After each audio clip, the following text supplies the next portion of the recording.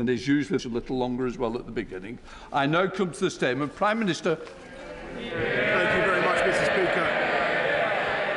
Mr. Speaker, with your permission, I would like to make a statement. And first, I want to express my deepest gratitude to Sue Gray and all the people who have contributed to this report, which I have placed in the library of this House and which the government has published in full today for everyone to read. I will address its findings in this statement, but firstly, I want to say sorry. And I'm sorry for the things we simply didn't get right, and also sorry for the way that this matter has been handled.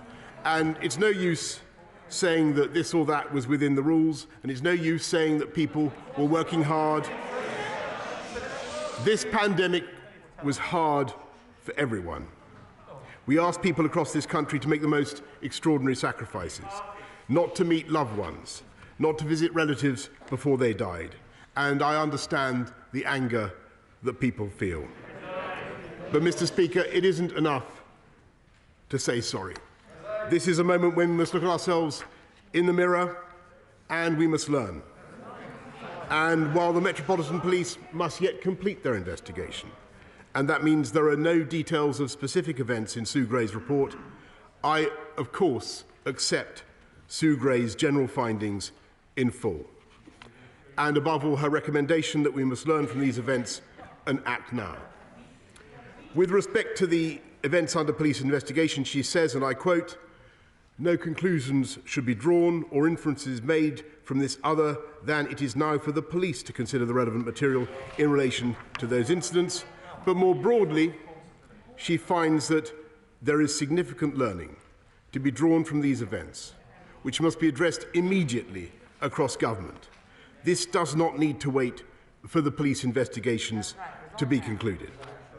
That is why we are making changes now to the way Downing Street and the Cabinet Office run, so that we can get on with the job that I was elected to do, Mr. Speaker, and the job that this government was elected to do.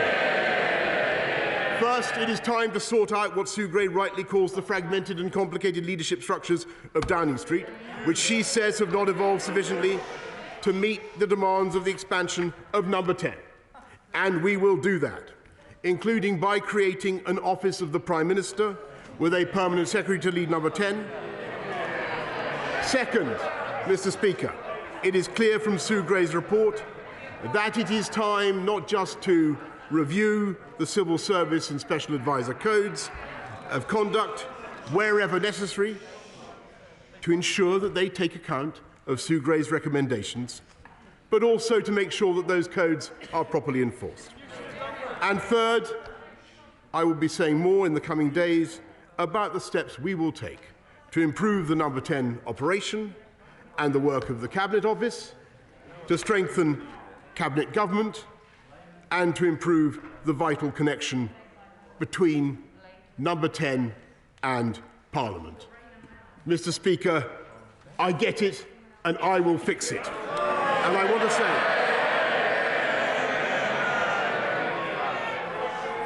want to say, to the people of this country, I know what the issue is. Yes, Mr. Speaker, yes. It's whether this government can be trusted to deliver. And I say, Mr. Speaker, yes, we can be trusted. Yes, we can be trusted to deliver. We said that we would get Brexit done, Mr. Speaker, and we did. And we're setting up free ports around the whole United Kingdom. I've been to one of them today, which is creating tens of thousands of new jobs, Mr. Speaker. We said we would get this country through COVID, and we did. We delivered the fastest vaccine rollout in Europe and the fastest booster programme of any major economy, so that we've been able to restore people's freedoms faster than any comparable economy. And at the same time, we've been cutting crime by 14%, building 40 new hospitals, and rolling out gigabit broadband, Mr. Speaker, and delivering all the promises of our 2019 agenda, so that we have the fastest economic growth of the G7. We have shown that we have done things that people thought were impossible, Mr. Speaker, and that we can deliver for the British people. Mr. Speaker, I remind the benches opposite The reason we're coming out of COVID so fast is at least partly because we doubled the speed of the booster rollout. And I can tell the House and this country that we are going to bring the same energy and commitment to getting on with the job, to delivering for the British people, and to our mission to unite and level up across this country, Mr. Speaker, and I commend this statement to the House. I now call Keir Starmer, the Leader of the Opposition. Thank you, Mr. Speaker. I'd like to thank Sue Gray for the diligence and professionalism with which she's carried out her work. It's no fault of hers that she's only been able to produce an update today, not the full report. The Prime Minister repeatedly assured the House that the guidance was followed and the rules were followed. But we now know that 12 cases have reached the threshold for criminal investigation, which I remind the House means that there is evidence of serious and flagrant breaches of lockdown, including the party on the 20th of May 2020, which we know the Prime Minister attended, and the party on the 13th of November 2020 in the Prime Minister's flat. There can be no doubt that the Prime Minister himself is now subject to criminal investigation. The Prime Minister must keep his promise to publish Sue Gray's report in full when it is available, but it is already clear that the report discloses the most damning conclusion possible. Over the last 2 years, the British public have been asked to make the most heart-wrenching sacrifices, a collective trauma, endured by all, enjoyed by none. Funerals have been missed, dying relatives unvisited. Every family has been marked by what we've been through. And revelations about the Prime Minister's behaviour have forced us all to rethink and relive those darkest moments. Many have been overcome by rage, by grief, and even guilt. Guilt that because they stuck to the law, they did not see their parents one last time. Guilt that because they didn't bend the rules, their children went months without seeing friends. Guilt that because they did as they were asked, they didn't go and visit lonely relatives. But people shouldn't feel guilty. They should feel pride in themselves and their country, because by abiding by those rules, they've saved the lives of people they will probably never meet. They have shown the deep public spirit and the love and respect for others that has always characterised this nation at its best. Our national story about COVID is one of a people that stood up when they were tested.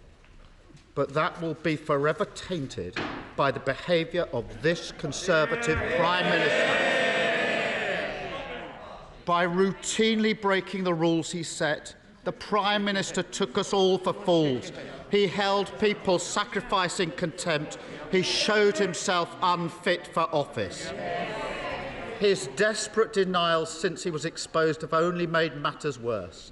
Rather than come clean, every step of the way, he's insulted the public's intelligence.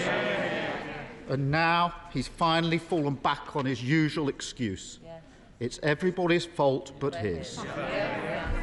They go, he stays. Even now, he is hiding behind a police investigation into criminality, into his home and his office.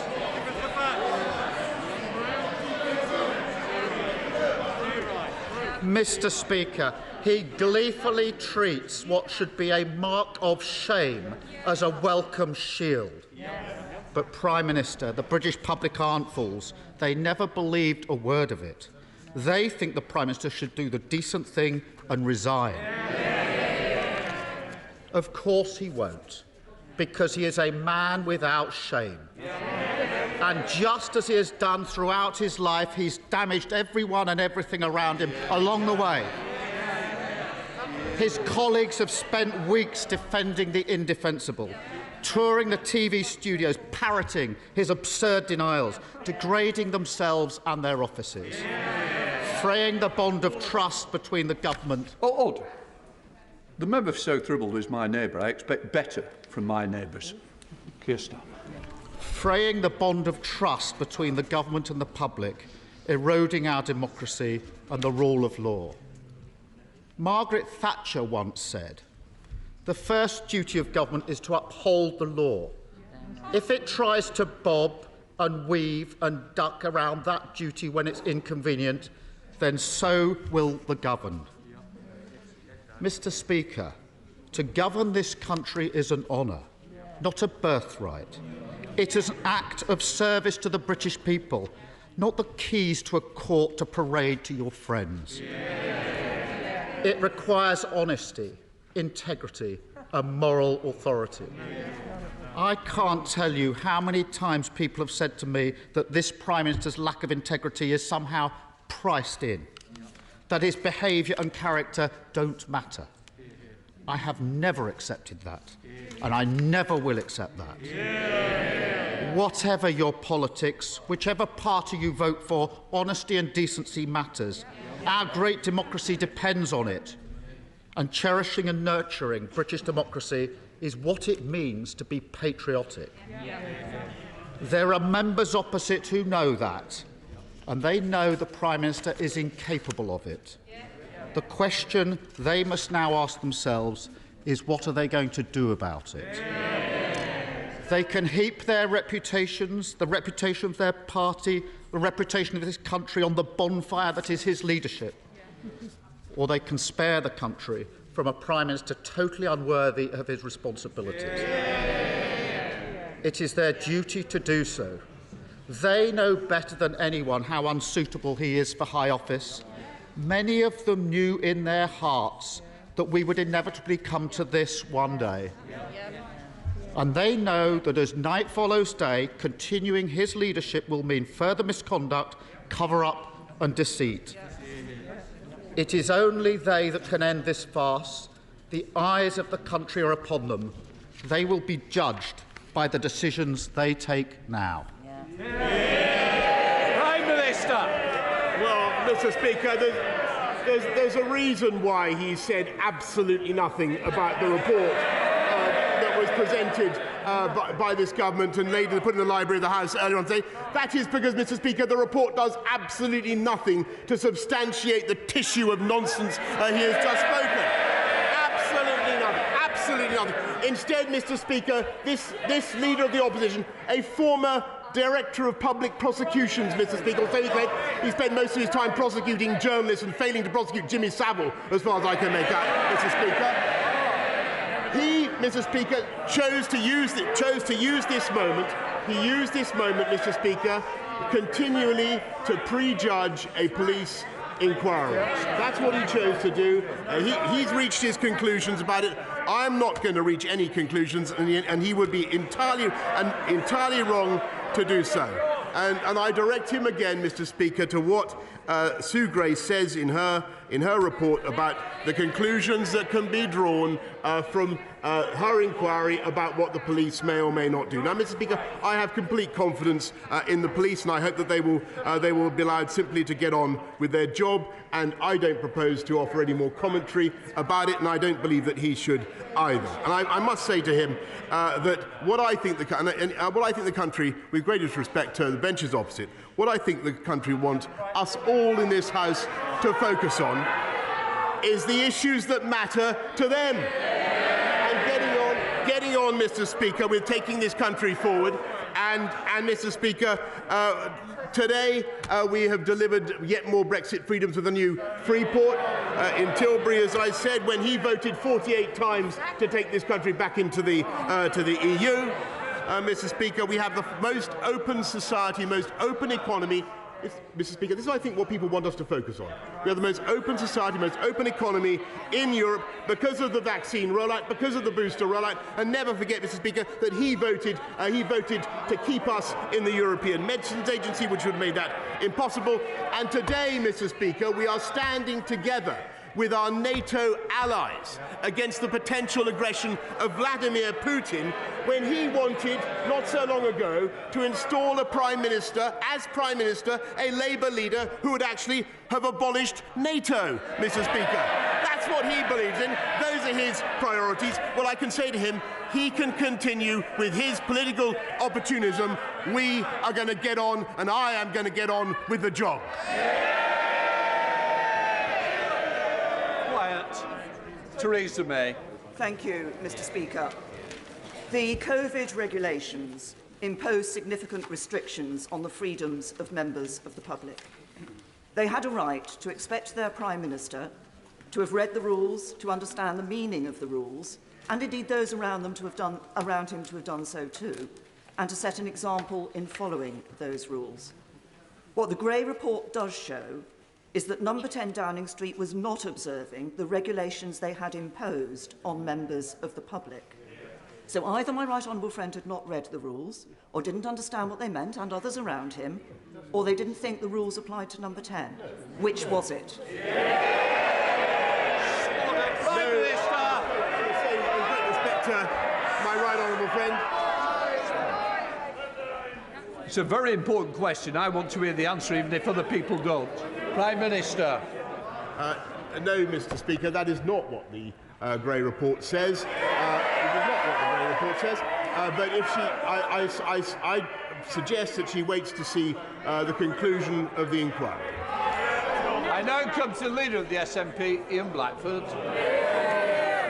Thank you, Mr. Speaker. Can I say it's a pleasure to follow the former Prime Minister, and perhaps her behaviour in office, like many that went before her, was about dignity, about the importance of the office, of respect, of truthfulness. And the Prime Minister will be well advised to focus on those that have not dishonoured the office like he has done. Mr. Speaker, we stand here today faced with the systematic decimation of public trust in government and the institutions of the state, and at its heart, a Prime Minister being investigated by the police. So here we have it, the long-awaited Sue Gray report. What a farce. It was carefully engineered to be a fact-finding exercise with no conclusions. Now we find it's a fact-finding exercise with no facts. So let's talk facts. The Prime Minister has told the House that all guidance was completely followed. There was no party. COVID rules were followed, and that I believed it was a work event. Nobody believed them then. And nobody believes you now, Prime Minister. That is the crux. No ifs, no buts.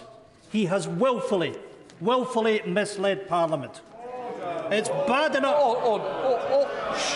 Order! Inadvertent misled the House would be acceptable. Misled the House is not acceptable. Withdraw inadvertent. The Prime Minister inadvertently told the House on the 8th of December that no parties had taken place, and then had to admit that they had.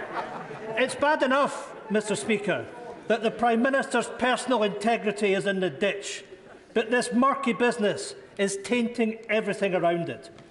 It is our intention to submit a motion instructing the Prime Minister to publish the Gray report in full. Will the Prime Minister obey an instruction by this House to publish as required? Mr. Speaker, amidst allegations of blackmail by Tory whips, the members opposite have been defending the indefensible. Wait for the report, we were told. That's right. Well, here it is, and it tells us very little, except it does state that there were failures of leadership and judgment by different parts of Number 10. It states that some events should not have been allowed to take place. That is the Prime Minister's responsibility. If there is any honour in public life, then he would resign. Where is this? And he laughs. And the Prime Minister laughs. We ought to remind ourselves in this House that 150,000 plus of our citizens have lost their lives. Family members that couldn't be with them. And that is the sight that people will remember. A Prime Minister laughing at our public. I extend the hand of friendship to all those that have sacrificed. I certainly do not extend the hand of friendship to the Prime Minister, who is no friend of mine. Where is the shame? Where is the dignity? Meanwhile, the police investigation will drag on and on. Every moment the Prime Minister stays, trust in government and the rule of law is ebbing away. The litany of rule-breaking, the culture of contempt, the utter disdain for the anguish felt by the public who have sacrificed so much. What the public see is a man who has debased the office of Prime Minister, shrinked responsibility, dogged accountability and blamed his staff at every turn, presided over sleaze and corruption and tainted the very institutions of the state. In short, Mr. Speaker, this is a man. Well, they can laugh, but the public know. The public know this is a man they can no longer trust. He has been investigated by the police. He misled the House. He must now resign. Order. You'll have to withdraw that last comment. Mr. Speaker, I gave the evidence of the 8th of December. Order. You're going to have to withdraw misled. Mr. Speaker, the Prime Minister has misled the House. Unless you withdraw, I will have to stop, and that's not good. Just withdraw the words. I am standing up for my constituents that know that this Prime Minister has lied and misled the House. Give me the paper. Give me the paper. Inadvertently misled. I'll give you one more chance. As leader of the SNP, I don't want to have to throw you out. I'm going to give you this chance. Please. Please to power. That man has misled the House.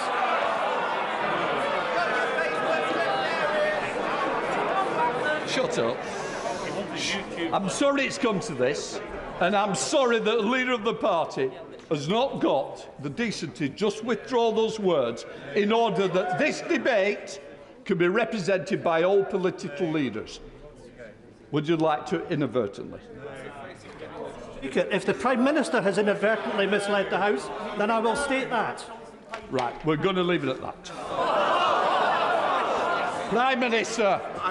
Mr. Speaker, I'm grateful to the Right Honourable Gentleman for withdrawing what he just said, because he was wrong then, and he, I'm afraid, is wrong in his analysis. And I apologise, as I've said, for all the suffering that people have had throughout this pandemic, and for the anger that people feel about what has taken place in number 10 Downing Street. But I've got to tell the Right Honourable Gentleman that for much of what he said, his best course is simply to wait for the inquiry to be completed.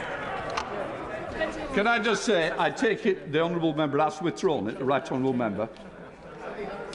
That the Prime Minister may have inadvertently misled the House. But, order. To help me, to help the House, you've withdrawn your earlier comment and replaced it with inadvertently. It's not my fault if the Prime Minister can't be trusted to tell the truth. Under the power given to me by Standing Order number 43, I order the Honourable Member to withdraw immediately from the House. From the House. It's all right, we don't need to bother. Right, let us move on. Andrew Mitchell. Does my right honourable friend recall that ever since he joined the party's candidates list 30 years ago, until we got him into number 10, he has enjoyed my full-throated support? But I am deeply concerned by these events, and very concerned indeed by some of the things he has said from that dispatch box and has said to the British public and our constituents. When he kindly invited me to see him 10 days ago, I told him that I thought he should think very carefully about what was now in the best interests of our country and of the Conservative Party. And I have to tell him he no longer enjoys my support. Mr. Speaker, I must tell respectfully my right honourable friend, great though the admiration is that I have of him, I simply think that he's mistaken in his views, and I urge him to reconsider upon full consideration of the inquiry. Dame Angela Riedel. Thank you very much, Mr. Speaker. The Prime Minister told us, and I'm quoting him, I have repeatedly been assured since these allegations emerged that there was no party and that no COVID rules were broken. We now know that 12 of the 16 parties are subject to a police investigation, and that of the remaining 4, the Sue Gray report says that she's seen a serious failure to observe the high standards at number 10. She's seen failures of leadership, failures of judgment, and the Prime Minister thinks this is fine. So just how bad do things have to be before he takes personal responsibility, does what everybody in this country wants him to do, and resign? Mr. Speaker, what we are doing is taking the action that I've described to set up a Prime Minister's department to improve the operation of number 10, and we will be taking further steps, Mr. Speaker, in the days ahead. Graham Stewart.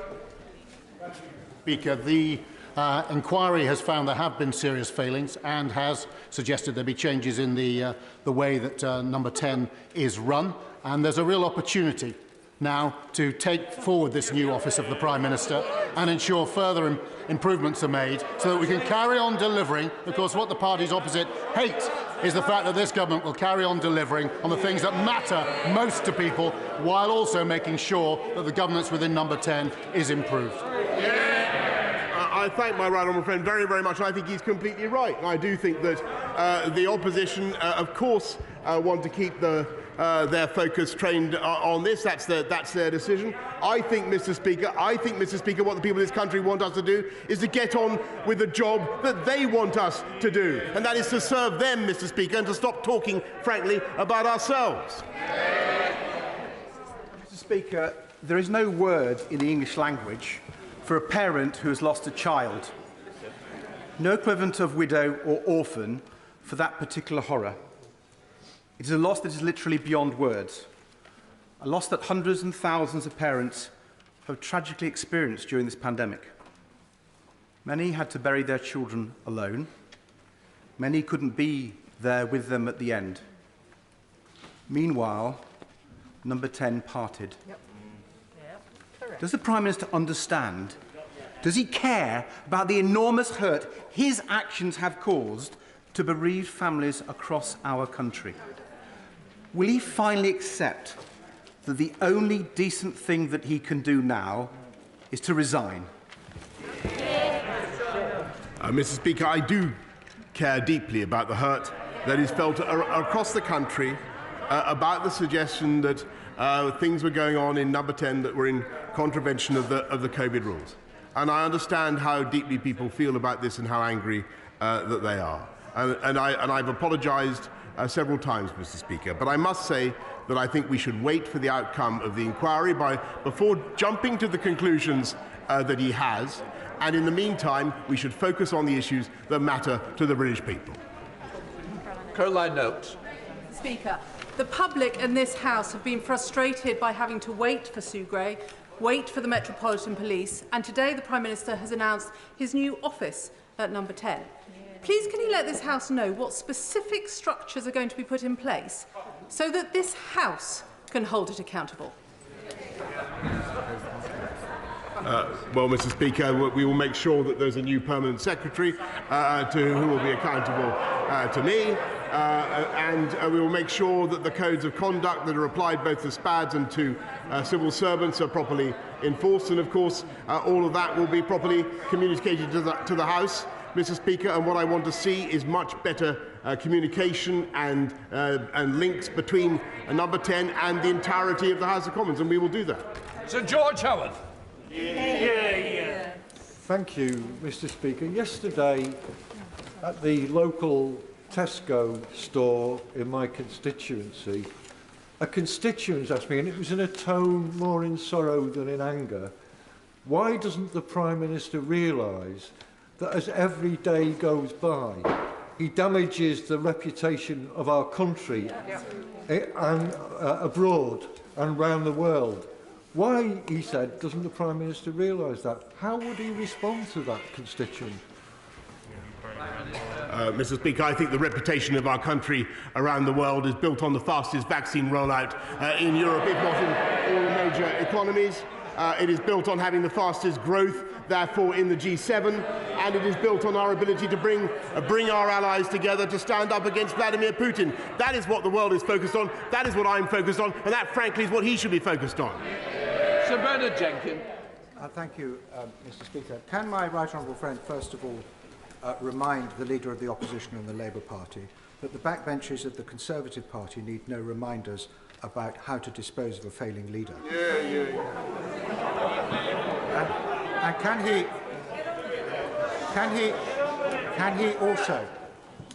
he also, when he is restructuring number 10, concentrate on the fact that the country wants results?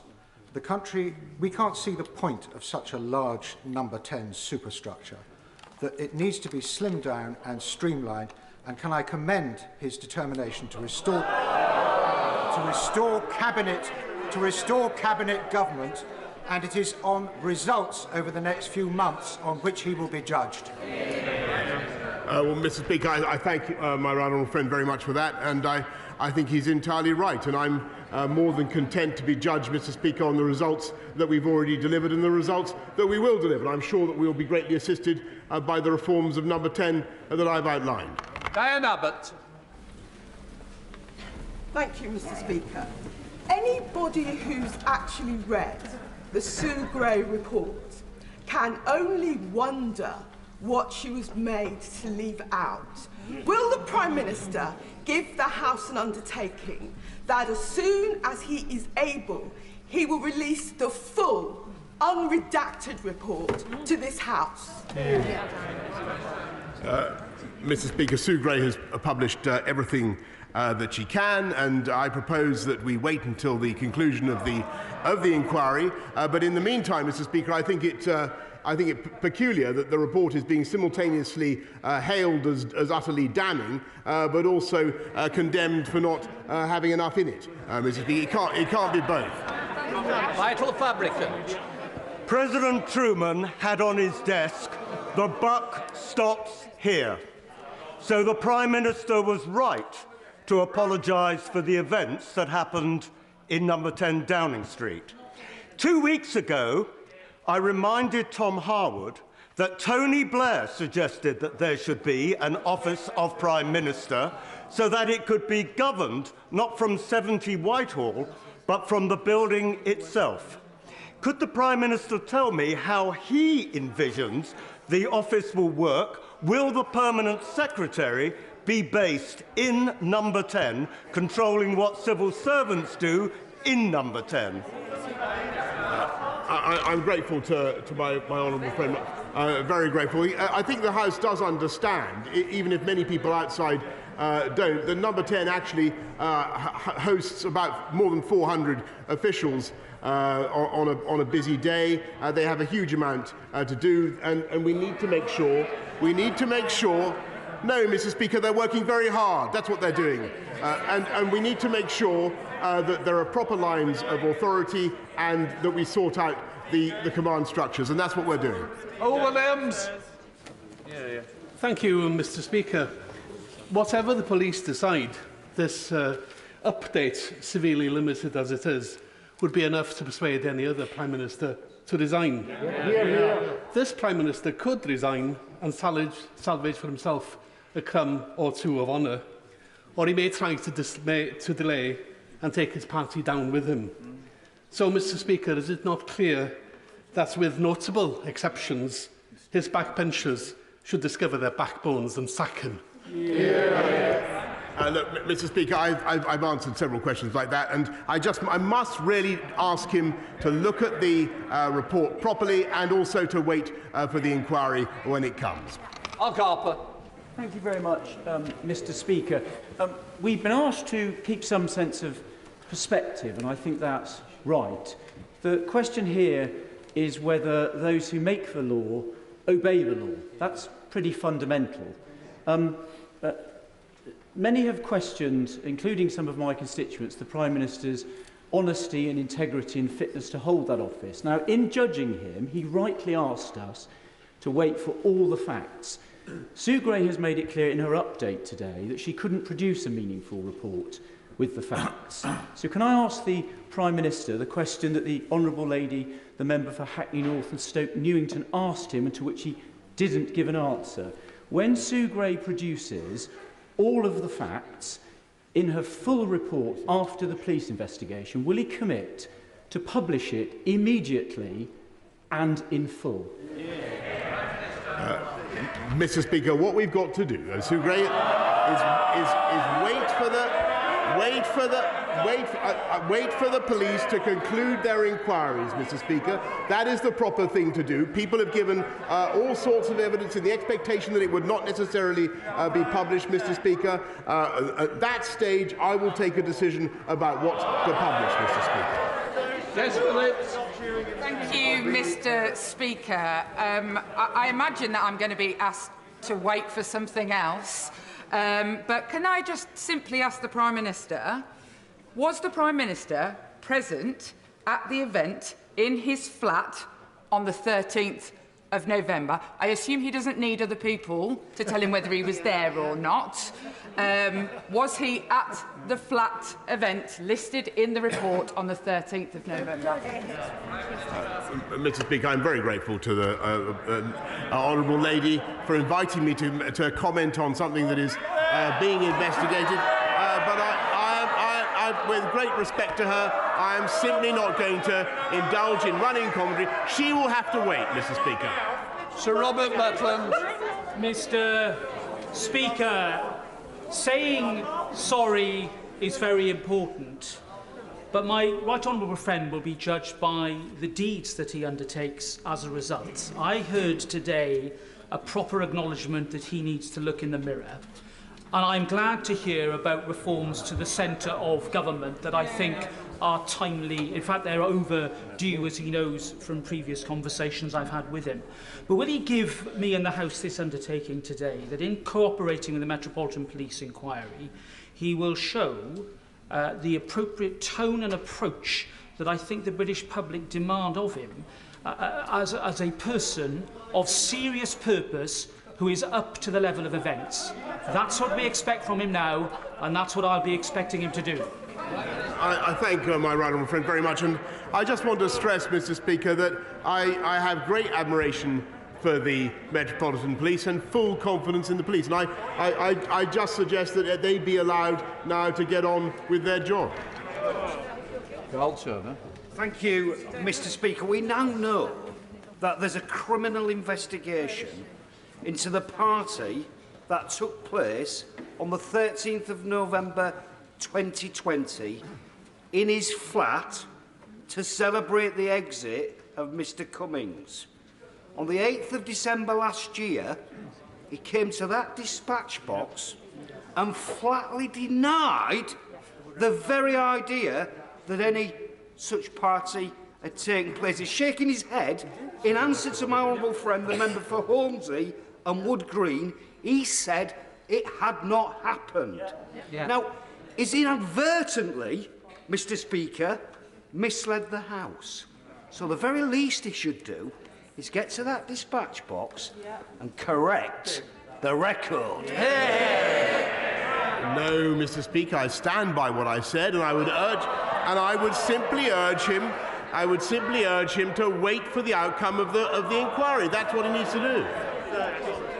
Dr. Julian Lewis. Thank you, Mr. Speaker.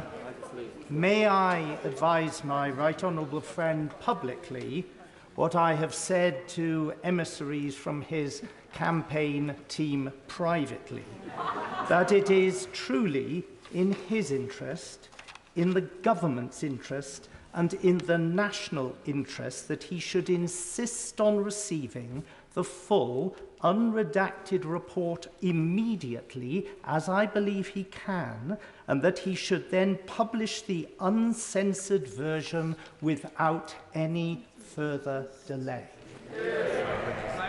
Well, I'm very grateful to my right honourable friend, but I think extensive legal advice has been taken on this point, and Sue Gray has published everything that she thinks she can that is consistent with that advice.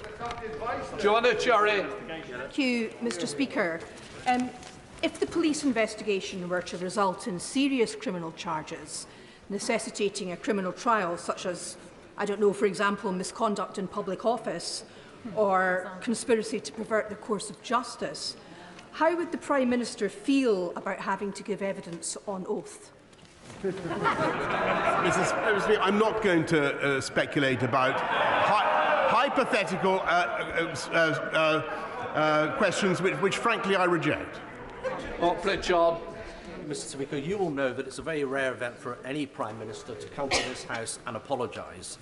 A difficult thing for any Prime Minister to do. But on the issue of the police investigation, does my right honourable friend agree with me that there should be due process, that there should be free and unfettered access to all at number 10, but most of all, there should be no prejudging or undermining of the police inquiry before it's concluded? Yes, I completely agree, and I must say I'm shocked by some of the commentary that I've heard from the benches opposite about that matter today, Mr. Speaker. Chris Brown. Thank you, Mr. Speaker. The thing is, this is who the Prime Minister is. A serious failure to observe high standards, failures of leadership and judgment, excessive consumption of alcohol in a professional workplace, gatherings that should not have been able to take place, staff too frightened to raise concerns, parties in his own private flat. A leopard doesn't change its spots, does it? Every single one who defends this will face this again and again and again, because he still won't even admit to the House that when he came to us on the 13th of November and said the guidance and the rules were followed at all times, and on the 1st of December that all the guidelines were observed, that those things simply were not true. If he won't correct the record today, there's nothing accidental about this, is there? It's deliberate.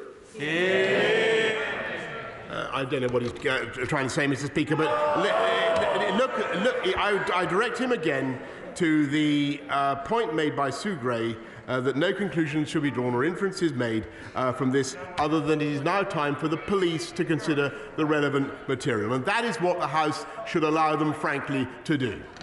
Shall Swallow?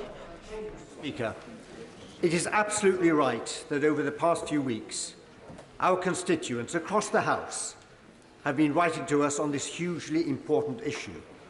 And I don't in any way wish to minimise its importance.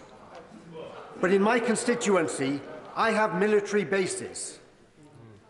And I am receiving emails from families who are concerned about their loved ones and the potential role they may end up playing given the conflict on the Russian-Ukrainian border. Members opposite may treat this lightly, but for the families who have those serving in the military do not treat it lightly.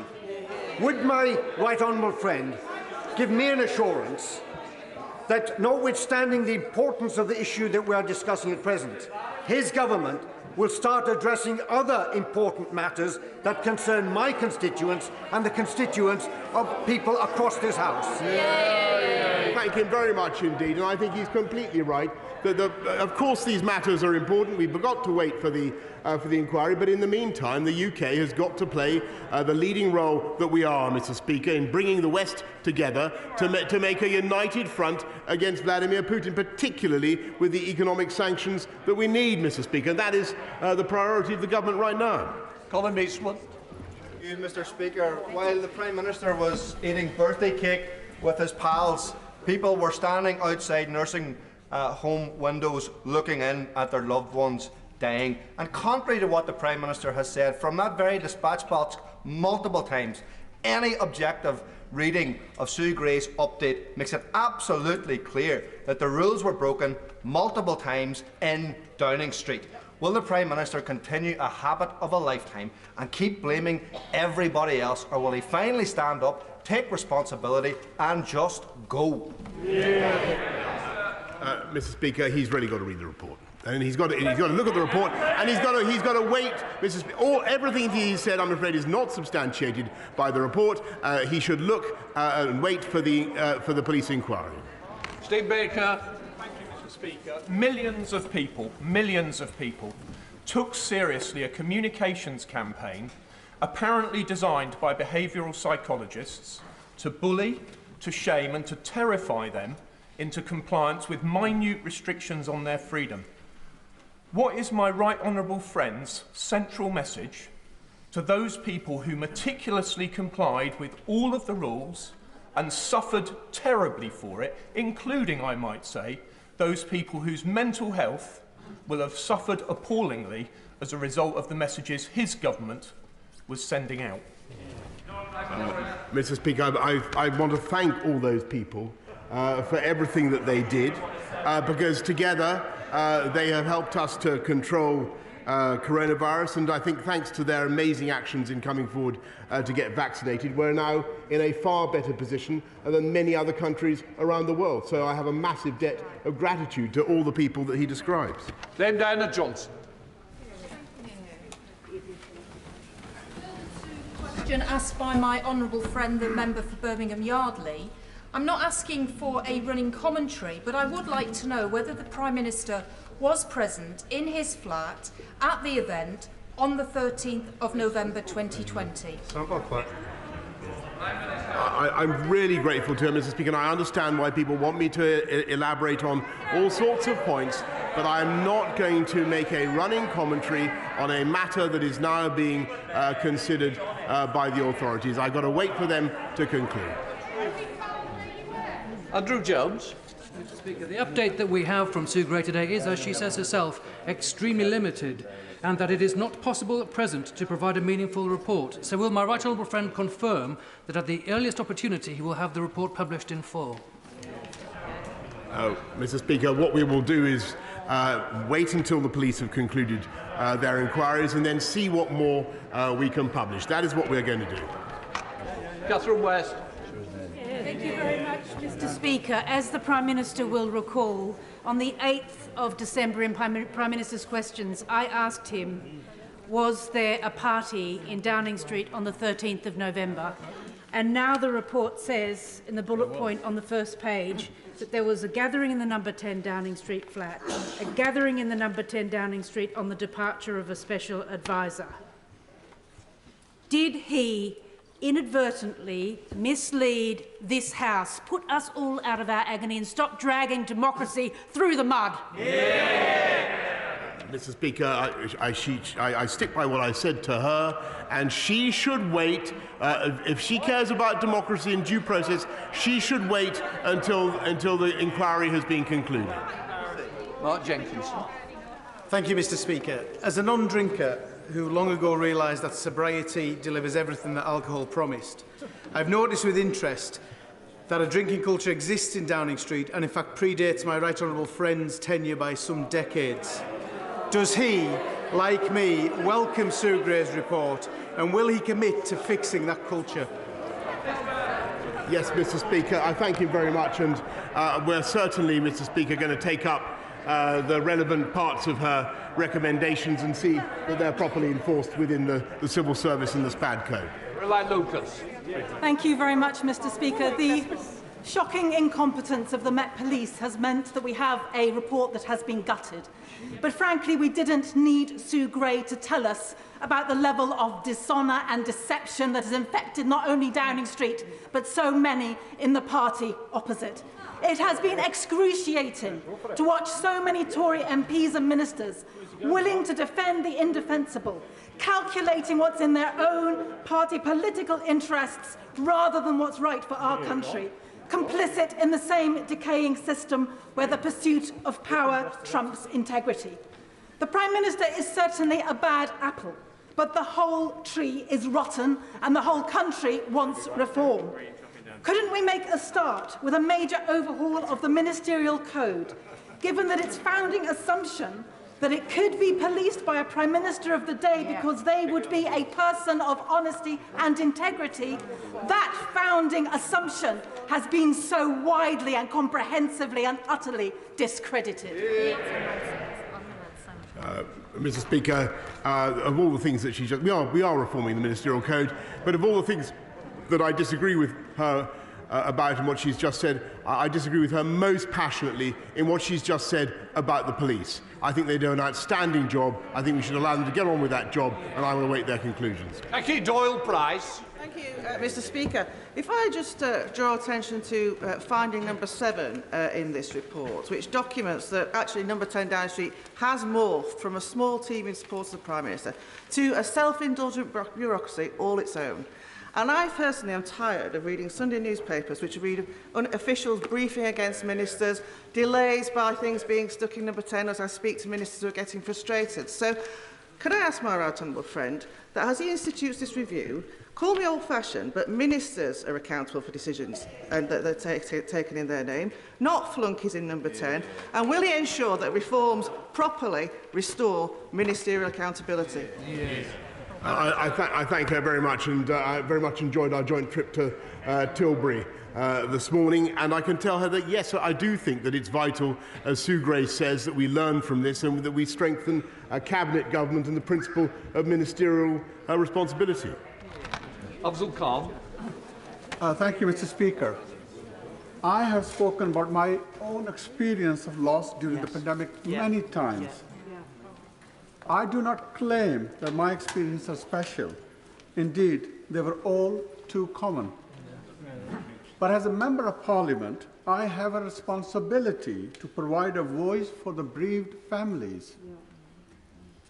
Make no mistake, this report is utterly damning and suggests that the Prime Minister's and the government's actions were a risk to public health. How on earth can the Prime Minister stand there and justify this? Does he now accept that his actions were a complete and absolute failure of leadership and judgment? Mr. Speaker, I thank him very much, and I repeat what I've said, that I am deeply sorry for all the suffering there's been throughout this pandemic, whether of his constituents or anyone in the country.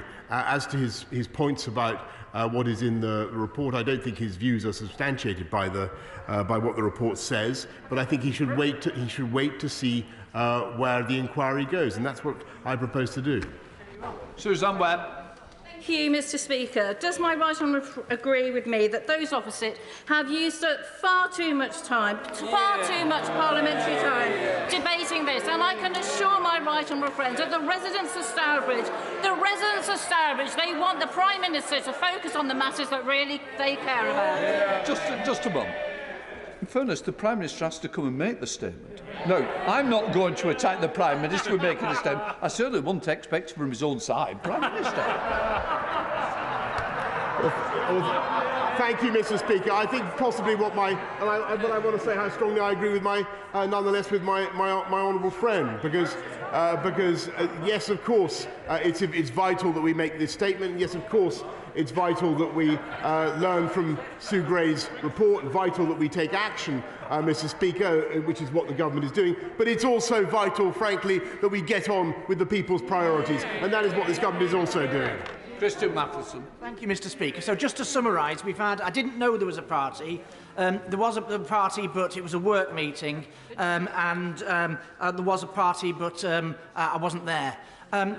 Why is it? The Prime Minister mentioned international negotiations. Why should anybody, any country, any government with whom we enter into negotiations deal at all and take any kind of word from a government that clearly acts with mendacity of forethought from start to beginning? Well, Mr. Speaker, this is the government that took this country out of the EU and did what was necessary, and this is the government that is bringing the West together to stand up against Vladimir Putin. And those are the important considerations. As for the rest of what he said, Mr. Speaker, it's nonsense, but he should wait for the police inquiry. Holly Bobby-Croft. Speaker, my constituents in Scunthorpe are very keen to see the industrial energy prices fixed. Will the Prime Minister reassure me that he will not be distracted by any of this and that he will get on with the job and come forward with a solution to that issue?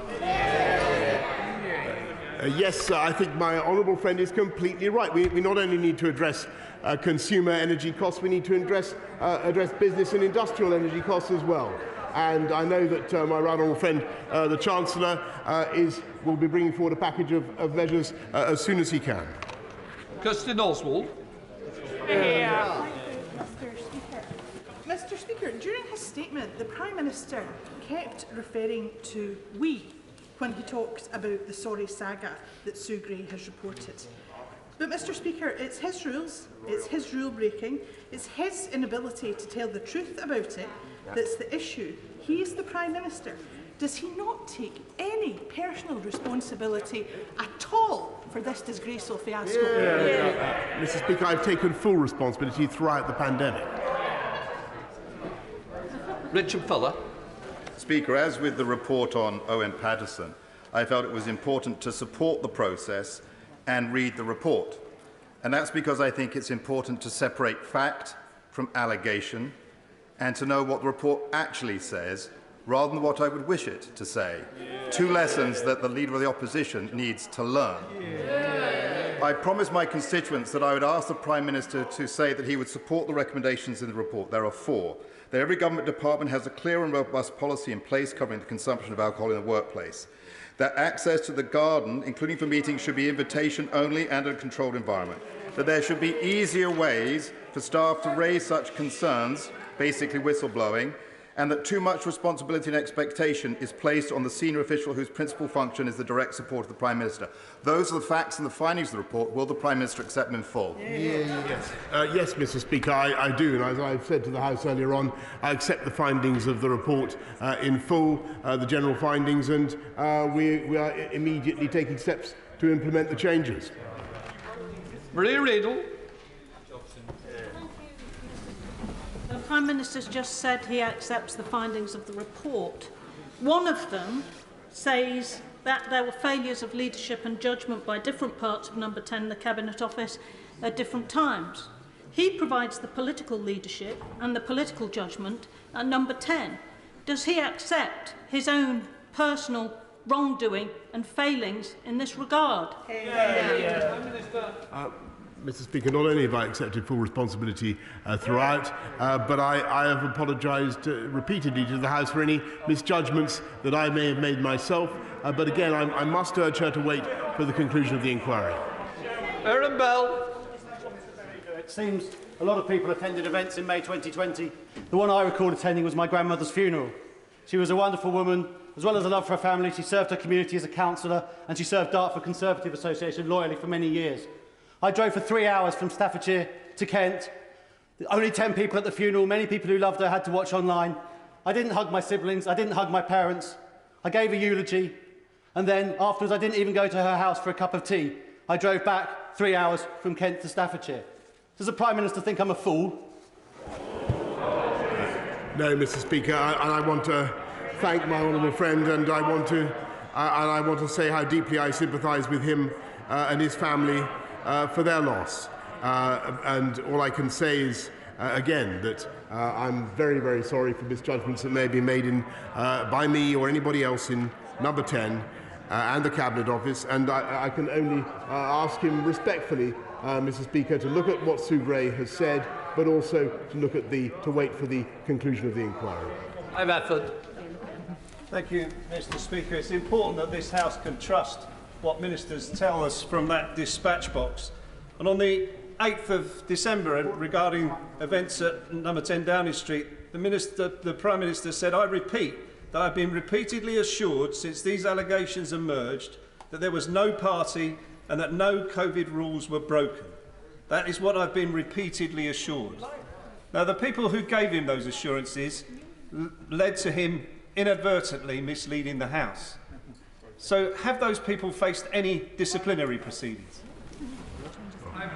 Mr. Speaker, first of all, he needs to I'm afraid, to await the conclusions of the police inquiry, because I'm afraid the premise of his question may or may not be substantiated. But what I can tell the House is, yes, as I've said before, there certainly will be changes in the way we do things and changes in Number 10.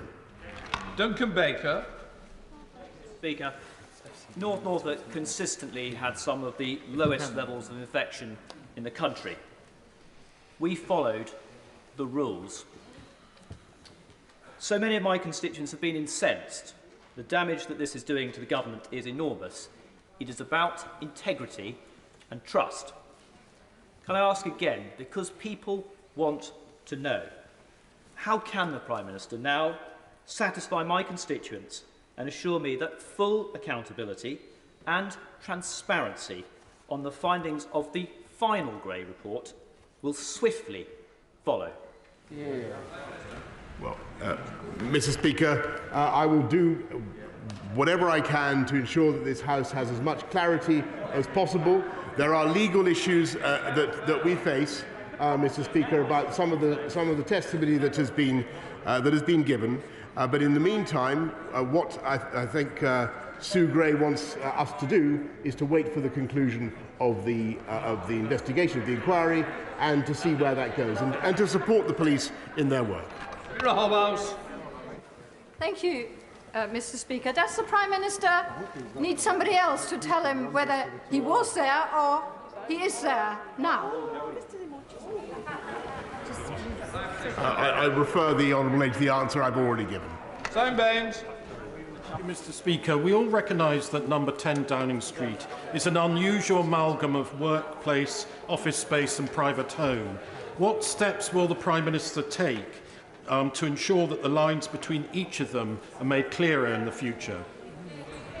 Mr. Speaker, you will see that there are reference to that very problem in Sue Gray's report, and we're going to take steps, Mr. Speaker, to clarify things and to make sure there is greater transparency in the lines of command.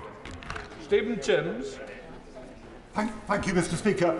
Does the Prime Minister recognise that repeatedly making statements, including from that dispatch box, which turn out subsequently to be untrue, is a serious problem? Or does he not recognise that? Mr. Speaker, I really think he's prejudging things, and he should wait for the conclusion of the inquiries. Paul Holmes. Thank you, Mr. Speaker. I welcome the fact that my right honourable friend has come to this House as a first step in responding to this report. He's also rightly outlined that the relationship between number 10 and this House needs to improve. So will he reassure me that he'll continue to come to this House to update us on the implementation of the recommendations in Sue Gray's report and how that will happen? Mr. Speaker, I will, of course, I'm only too happy to assure the House that we intend to make changes starting from now, and I will keep the House updated. Paula Barker. Thank you, Mr. Speaker. When there's a failure of leadership and an inappropriate culture in an organisation, the person at the top should go. This outrageous debacle hasn't happened in spite of the Prime Minister.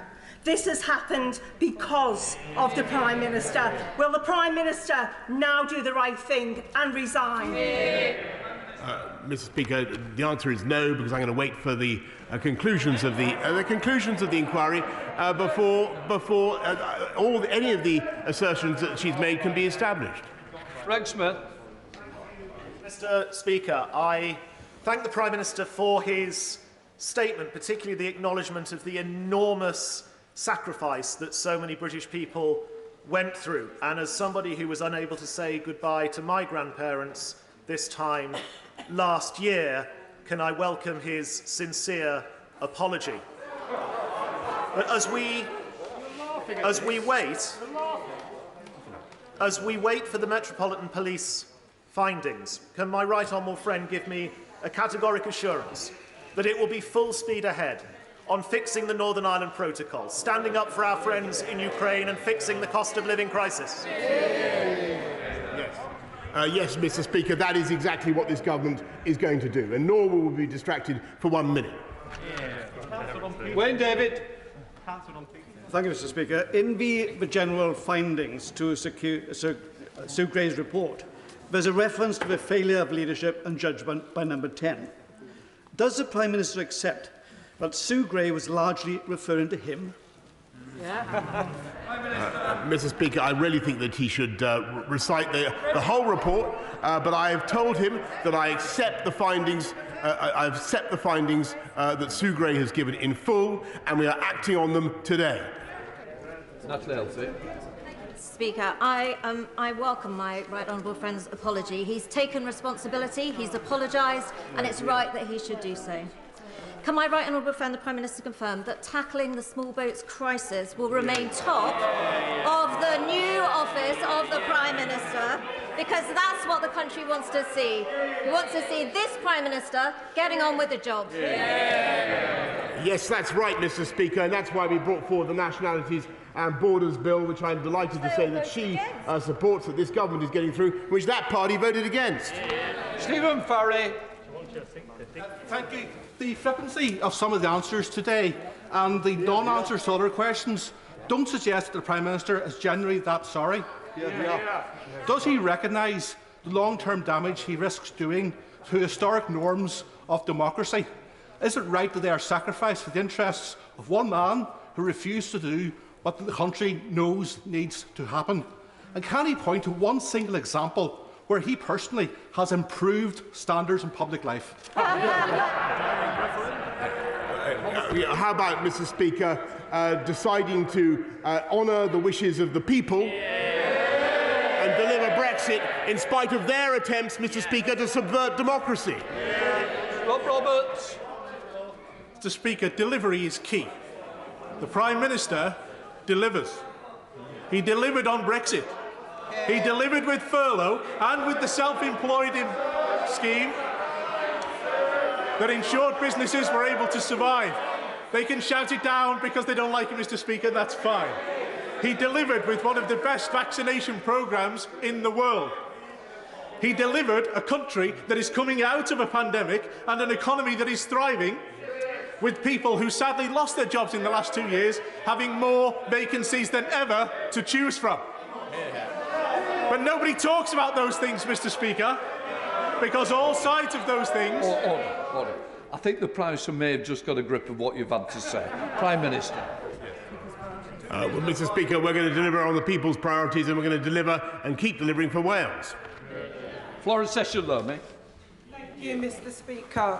Mr. Speaker, one of the hardest things I had to do as an MP is speak to the family of Ismail Mohammed Abdulwali.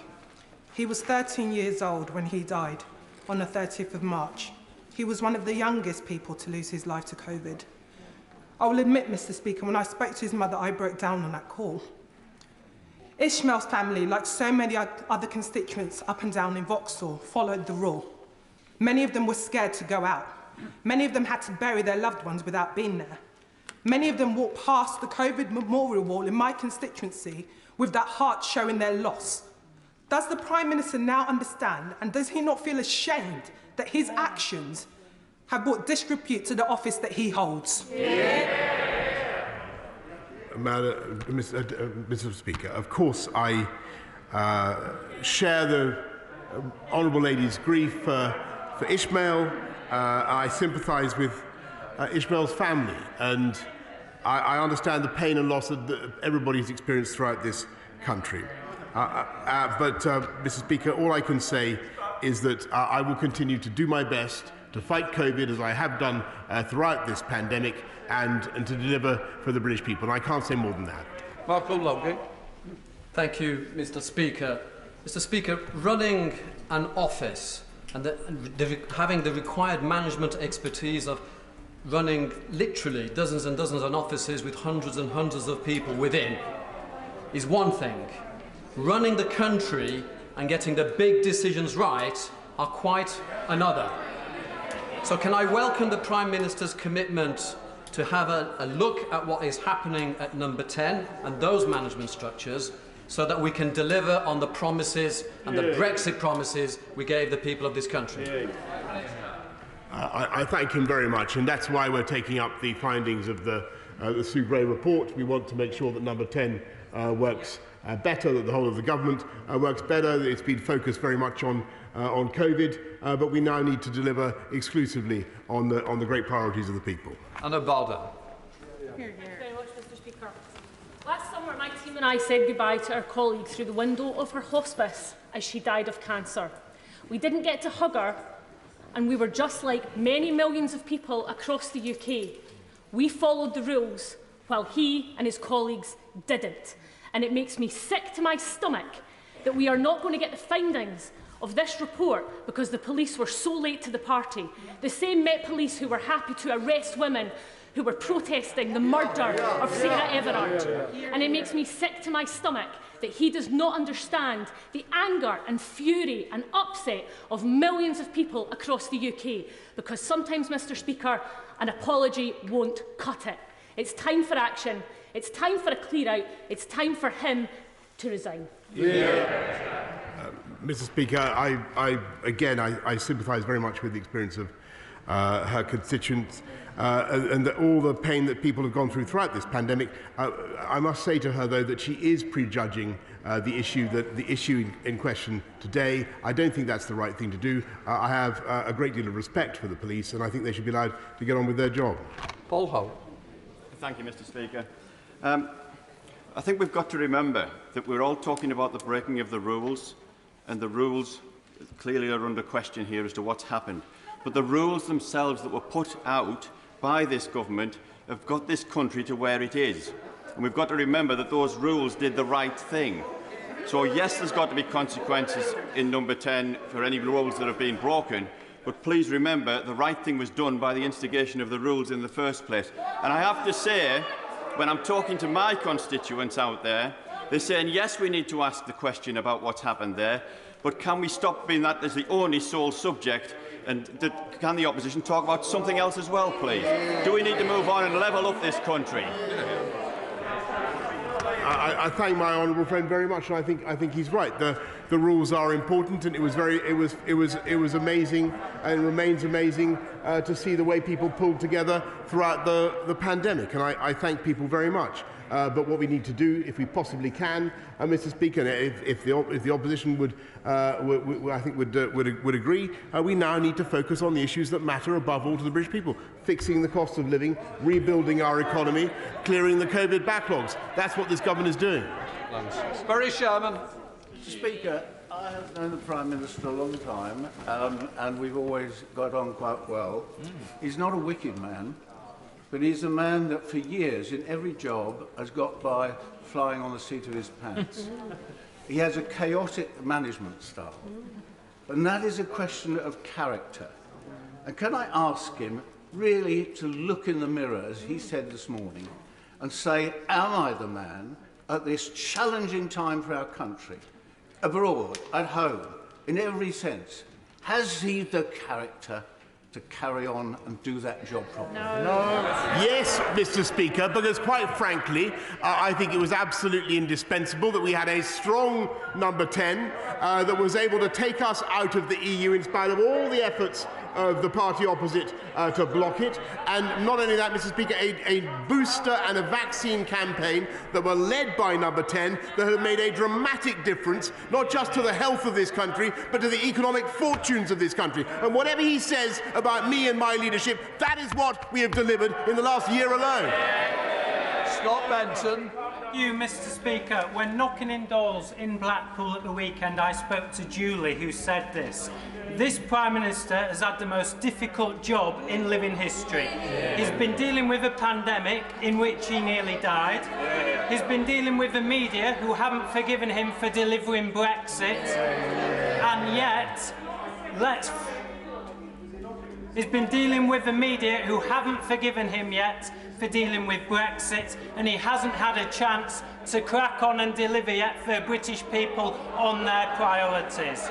The report today has come out. The Prime Minister has apologised. Let's allow him to get on and deal. He wants to hear it.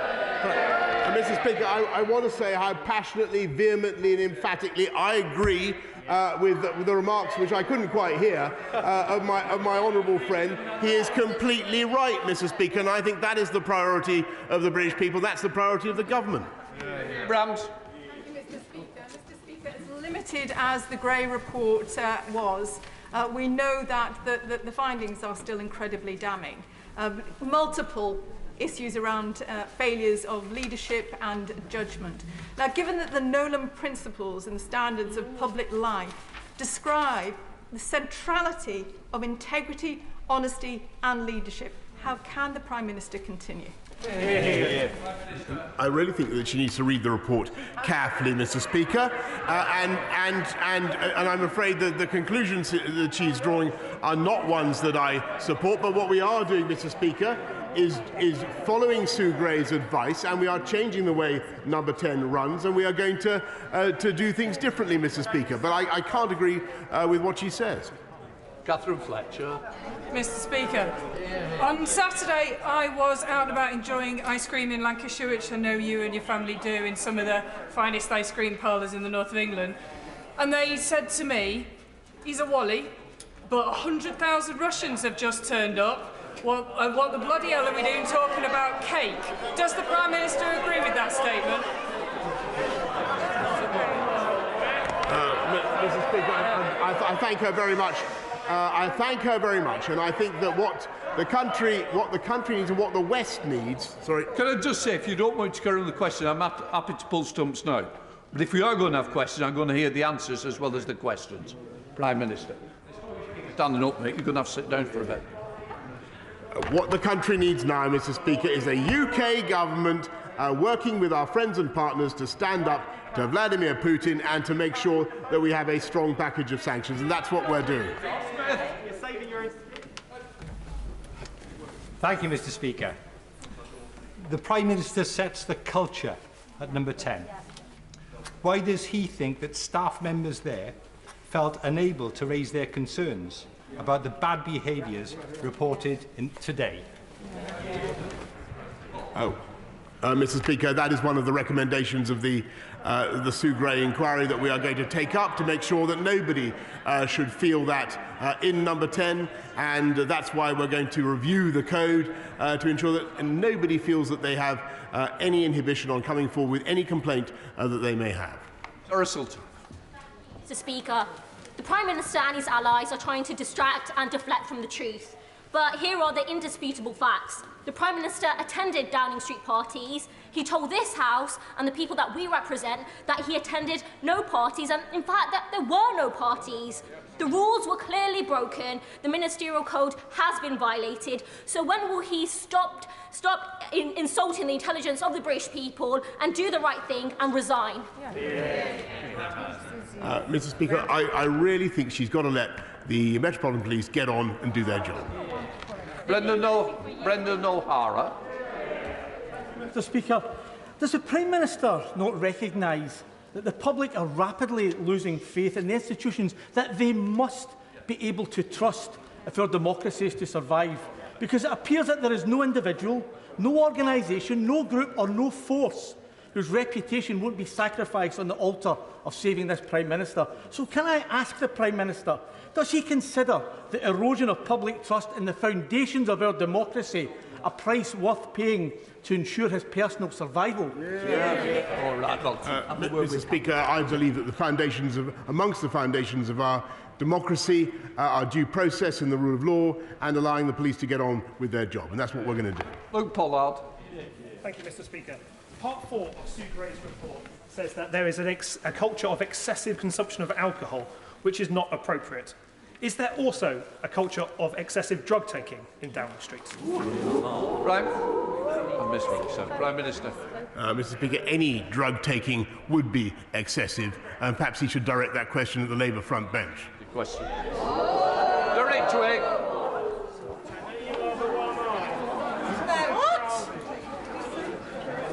Mr. Speaker, we've heard all about prejudging things today.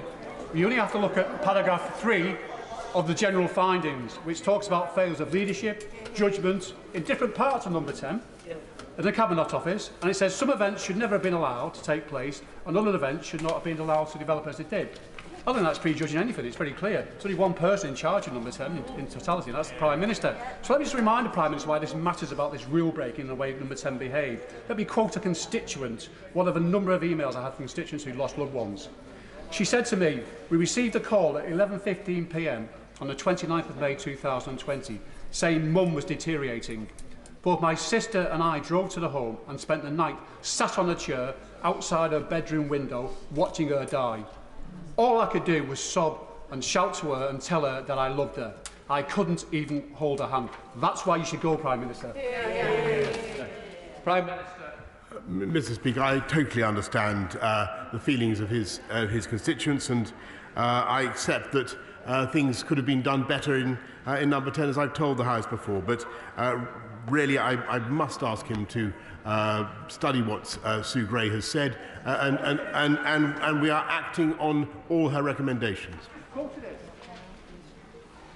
Nadine Whittam.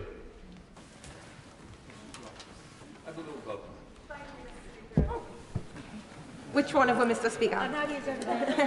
She's there. Nadine Whittam. Yeah, go on. Thank you, Mr. Speaker.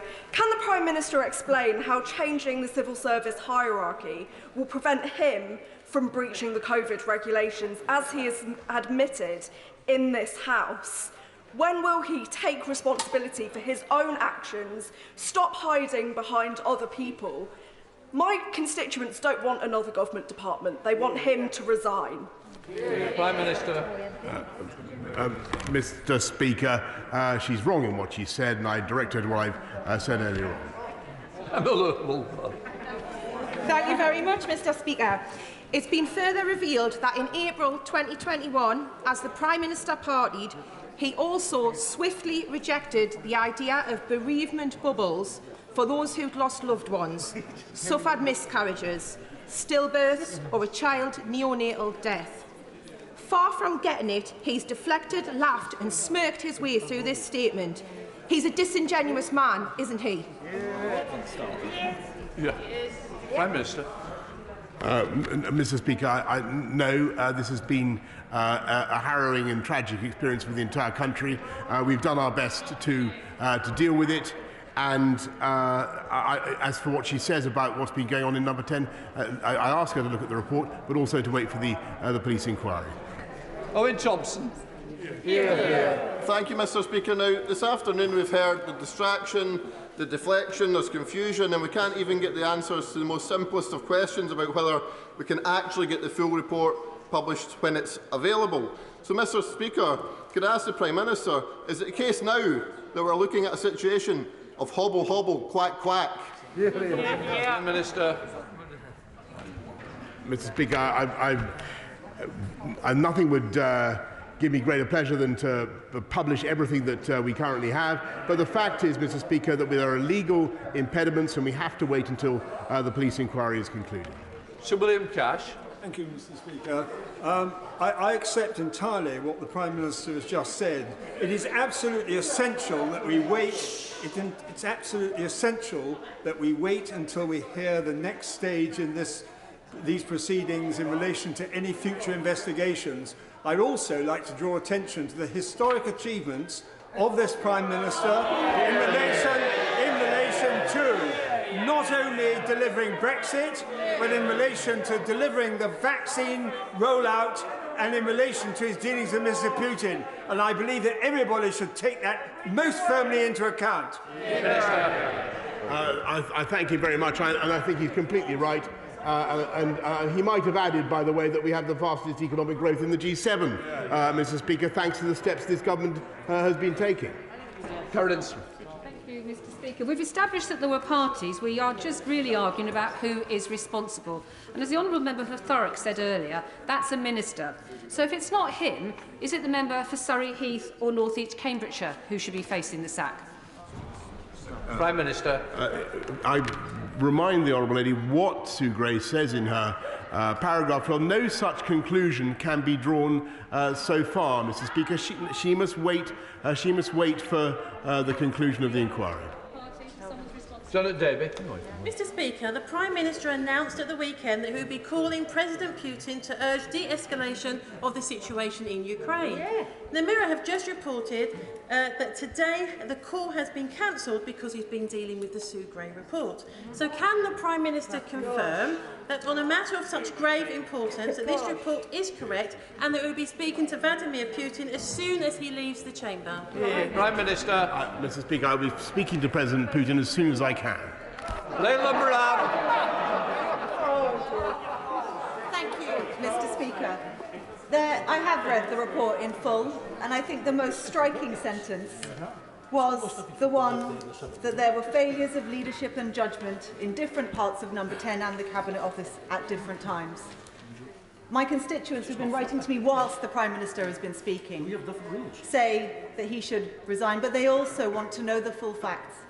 Once the Met has concluded, why could he not then publish the full unredacted report? Prime Minister. Mr. Speaker, we'll have to see where the police get to. We'll have to see the conclusion of their inquiry. We'll have to see what the legal position is then, Mr. Speaker. Mohammed Yassin. Thank you very much, Mr. Speaker. My constituents are deeply troubled and angry by the frequent scandals engulfing the Prime Minister's administration. Because it's not just the Partygate and ongoing cover-up, but all the other things. The proroguing of Parliament, the treatment of the Queen, the 3.5 billion of chronic COVID contracts, the writing of 4.3 billion COVID loan fraud, and the Russia report, to name but a few.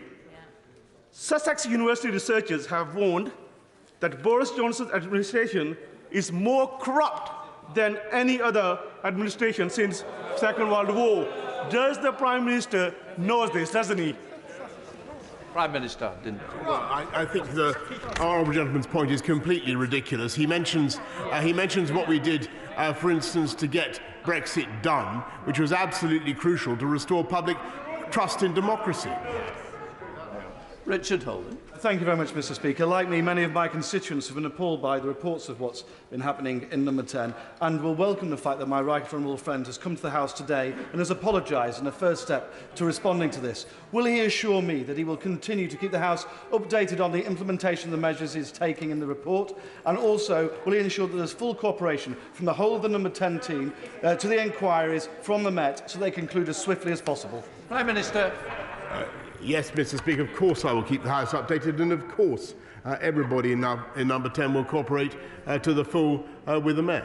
Thank you, Mr. Speaker. This is surely now a new low.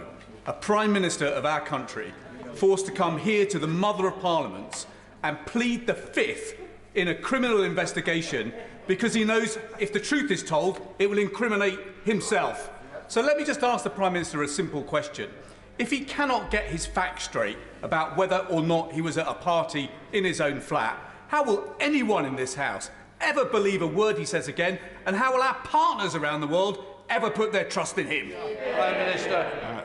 Mr. Speaker, I'm not going to dignify that question with an answer except to say that he's got to wait. Everything he said is completely prejudicial. Alan Brown. Mr. Speaker, I thought people of Lancashire were supposed to be straight speaking because I can assure people that my constituents are calling the Prime Minister a lot more than a wally, words I can't repeat. The reality is here we've got staff were too frightened to raise concerns about behaviour they knew were ongoing. Half the staff invited to bring your own booze party didn't turn up because they knew it was wrong, but yet the Prime Minister said he thought it was a work event and within the rules. His lack of leadership and judgment is also shown by the let the bodies pile high comment about a second lockdown. The one thing the leader of Scottish Tories has said that is true is this Prime Minister is not fit for office. Now, given he'll do anything to save his own skin, does that mean the leader of Scottish Tories is going to get binned as well? Prime Minister. Mr. Speaker, I direct him to what I've said earlier on. Mick Whitley. I think no one said in this House this afternoon that 155,000 people died of COVID. That's why we introduced the rules. But this is simply not the comprehensive report that the British public were promised for so long. But at least it's clear in its findings that there were serious failures, and I quote, to observe not just the high standards expected of those working at the hearts of government, but also the standards expected of the entire British population at the height of the pandemic. Does the Prime Minister accept responsibility for his failure to live up to the standards which the rest of us were expected to uphold? Mr. Speaker, I take responsibility for everything that happened in Number 10 and that the government did throughout the pandemic. Harry Gardner. The Great Report is clear that there should be no excessive consumption of alcohol in a workplace. Can the Prime Minister therefore assure the House that his own consumption of alcohol was not excessive, and in particular that his judgment was at no time so clouded that he was in danger of telling the truth? Prime Minister. Mr. Speaker, I couldn't quite hear the end of the right honourable gentleman's question, but the answer is no. If he thinks I've drunk too much, no. Alex Norris. Thank you, Mr. Deputy Speaker. The Prime Minister wants my constituents to suspend their disbelief and wait for the Met Police to report. In which case, will he at least give them clarity that should the Metropolitan Police issue him with a fixed penalty notice for participation at his party, he will resign? Prime Minister. Mr. Speaker, he really needs to wait and see what the Met decide. Andrew Gwynn. Thank you. We've had excessive whataboutery, bluster and bravado from the Prime Minister. I suggest to him politely that we need a lot more humility from him, given that whilst the Grey Report might be paper thin, it's very clear in the serious failings at number 10. Fish rots from its head. Can I suggest to the Prime Minister it's not a new Prime Minister's office we need, it's a new Prime Minister.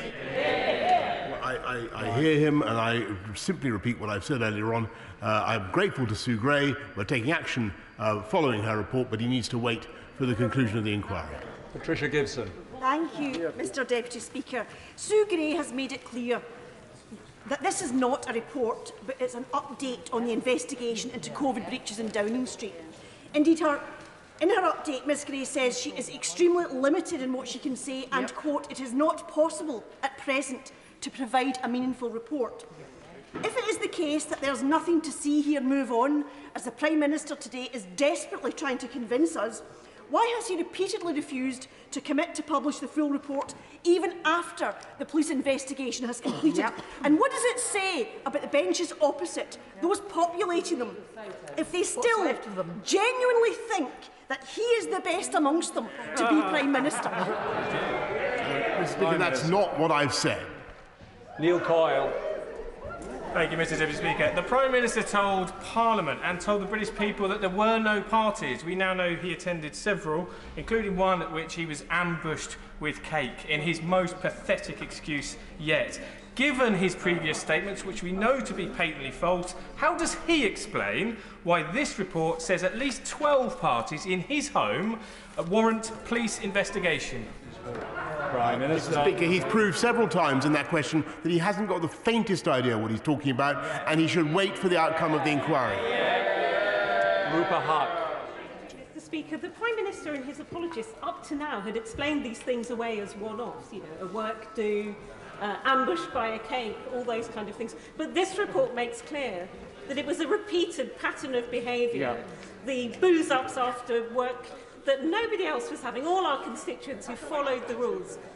So can I ask him as well, it also says that there's an investigation of a Downing Street party on the 13th of November 2020. Why did he tell my honourable friend for Hornsey and Wood Green on the 8th of December that no such gathering took place? And subsequently he's told my right honourable friend, our leader, that anyone who from that dispatch box tells mistruths should resign. Is he a man of his words? Mr. Speaker, she needs to look at what I said, and she needs to look at the outcome. She needs to look at the outcome of the inquiry. Christine Jardine. Thank you very much, Mr. Deputy Speaker. The Prime Minister said in a statement earlier that he understands the anger of people in this country. But does he also understand that while they've been watching this, for many people in this country, their greatest fears about how this would be handled have been realised? They've seen an apology, yes, but obfuscation, delay, tinkering, rather than an acceptance of a responsibility. The Prime Minister says he wants to go on and deal with the important issues facing this country.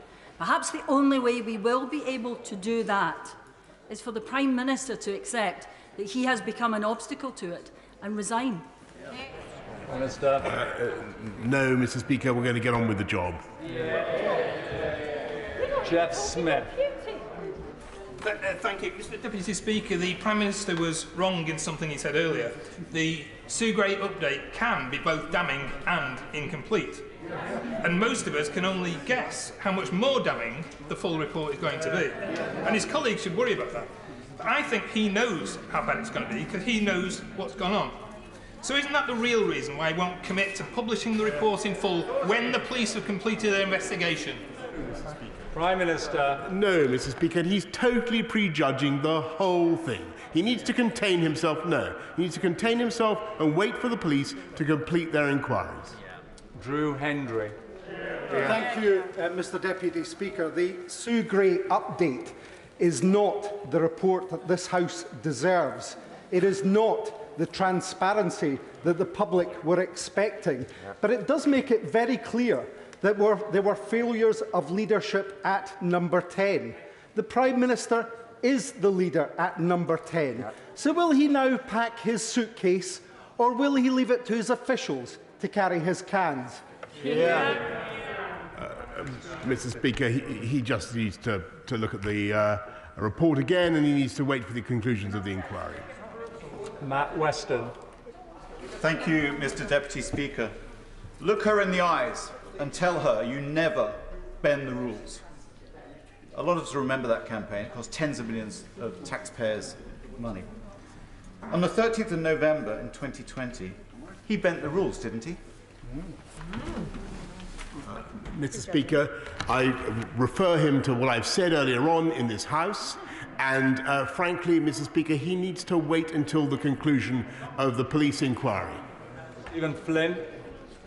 Thank you, Mr. Deputy Speaker. This morning, the Conservative Party in Scotland issued a press release, and it stated, and I quote, "The pandemic sees a rise in criminals getting away with crimes." Were they talking about the Prime Minister? Mr. Speaker, what we're actually doing is cutting crime by 14% and putting 20,000 more police on the streets. Roshanara Ali. Thank you, Mr. Deputy Speaker. Week in, week out, throughout this pandemic, I, like many of my colleagues, had to deal with constituents who couldn't see their dying relatives or grieve with them. And some of us were directly affected when we lost family members and loved ones. The Prime Minister's actions have made a mockery of the British people's sacrifices during the pandemic. And now he's the subject of a criminal investigation.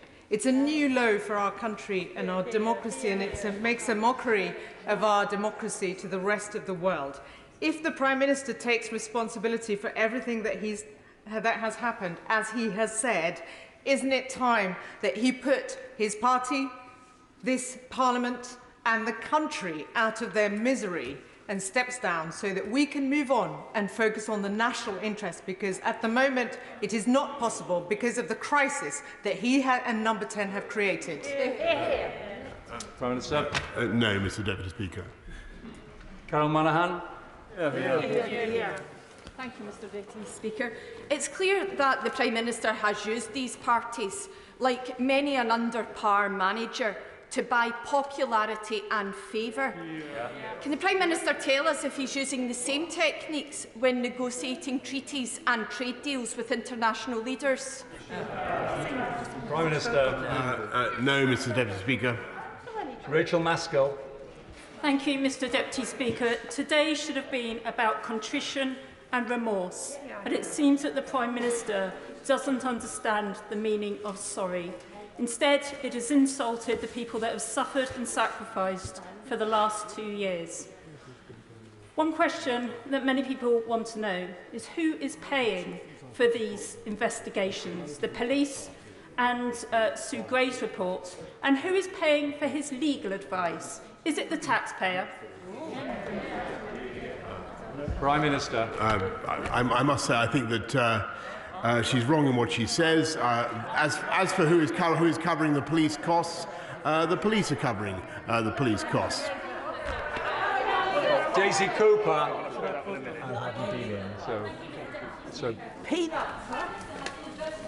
This as the Gray report. When if he had read as far as the front cover, he would see it was called an update. Yep. It is because it is an update that it makes public trust in the Met's investigation even more important. The public must know that the Met will investigate without fear or favour. So can the Prime Minister confirm that not at any single stage anybody in Number 10 or the Cabinet Office has sought to influence the Met's decision on delaying its initial investigation? Or was the delay a result of its own incompetence? No, Mr. Deputy Speaker, and the only people calling into question the Met's independence are, I think, the side opposite on her benches. McMurran. Thank you.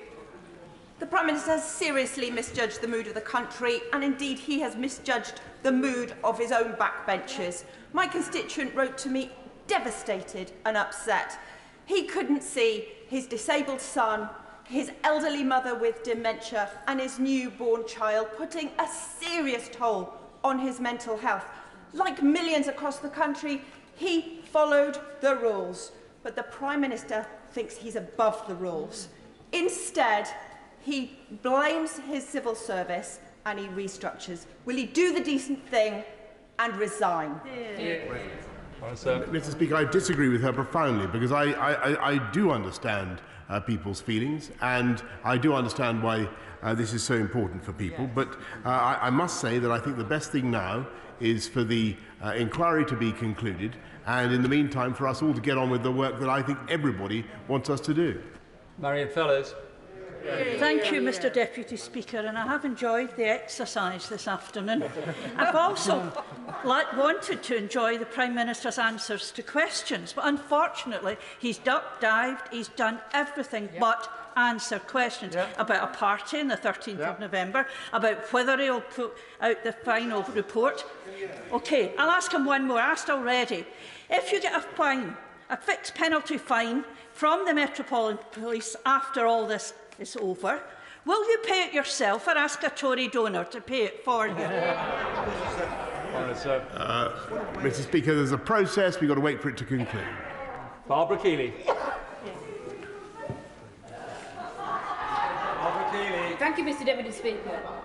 Among those who were the most isolated during the pandemic were people with learning disabilities, cut off from visits from their families, not even allowed an advocate if they were admitted to hospital. For too many, restrictions to services and the awful isolation without visitors that the PM's rules expected them to follow were a matter of life and death. The mortality rate for people with learning disabilities from COVID was 8 times that of the general population.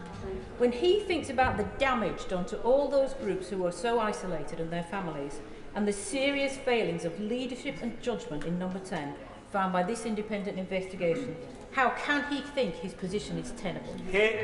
Prime Minister. Well, Mr. Deputy Speaker, she's entirely right about the suffering of people with learning disabilities, and indeed all vulnerable groups who are exposed to lockdowns for long periods. And that's why actually we worked so hard to make sure that we could get this country out of lockdown and keep it out of lockdown, and that was our objective.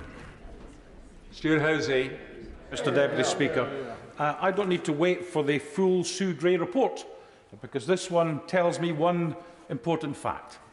There were a heck of a lot of parties. So can I ask there were a heck of a lot of parties, Prime Minister. So let me ask the Prime Minister, at which point during this catalogue of frivolity, while he was clearing last night's empty wine bottles off his desk before settling down to work the following afternoon, did he conclude that having one rule for him and another one for the general public was undermining his own health messaging and costing people's lives?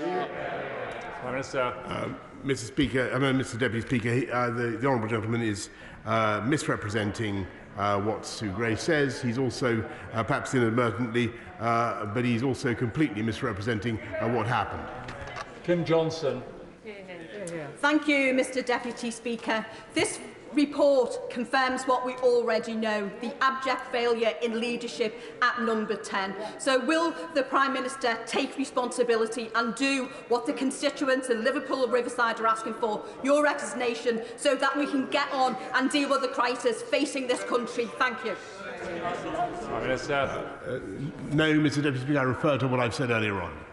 Justin Matters. Thank you, Mr Deputy Speaker. On the 8th of December, the Prime Minister told this House, and I quote, "I have been repeatedly assured since these allegations emerged that there was no party and that no COVID rules were broken." Well, just who gave him those assurances? Because given he was at some of the parties and at least one of them was in his own flat, he shouldn't need anyone else to tell him what happened. So it looks like when the Prime Minister spoke those words, he was either fooling himself or was he just trying to fool everyone else?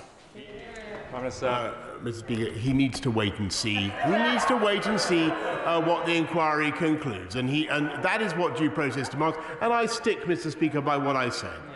I can see 8 people standing, and that is the last 8 I'm going to take, just to let you know. Rachel Hopkins. Thank you, Mr Deputy Speaker. Section 5.1 of the Ministerial Code says ministers must uphold the political impartiality of the civil service and not ask civil servants to act in any way which would conflict with the Civil Service Code.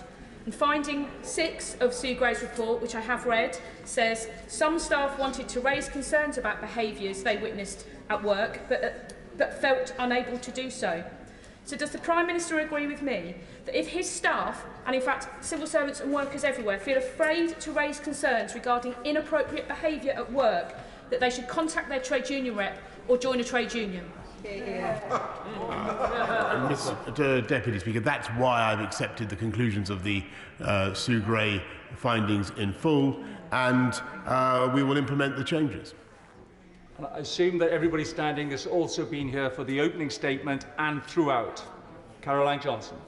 Thank you, Mr Deputy Speaker.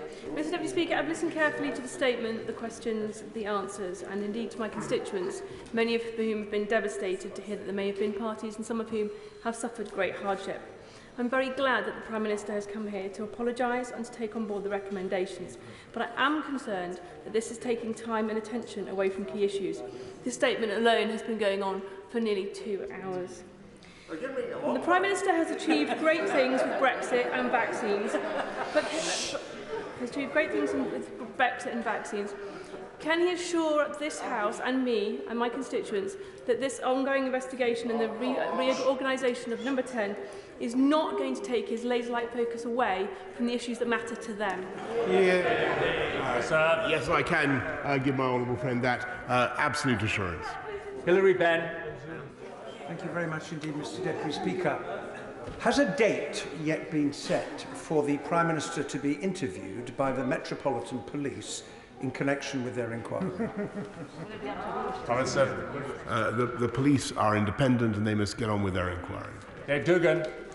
Thank you, Mr Deputy Speaker. This reads like a dreadful, poorly written soap opera, an unbelievable soap opera. I hear members opposite saying how important it is for their constituents to get on with the day job.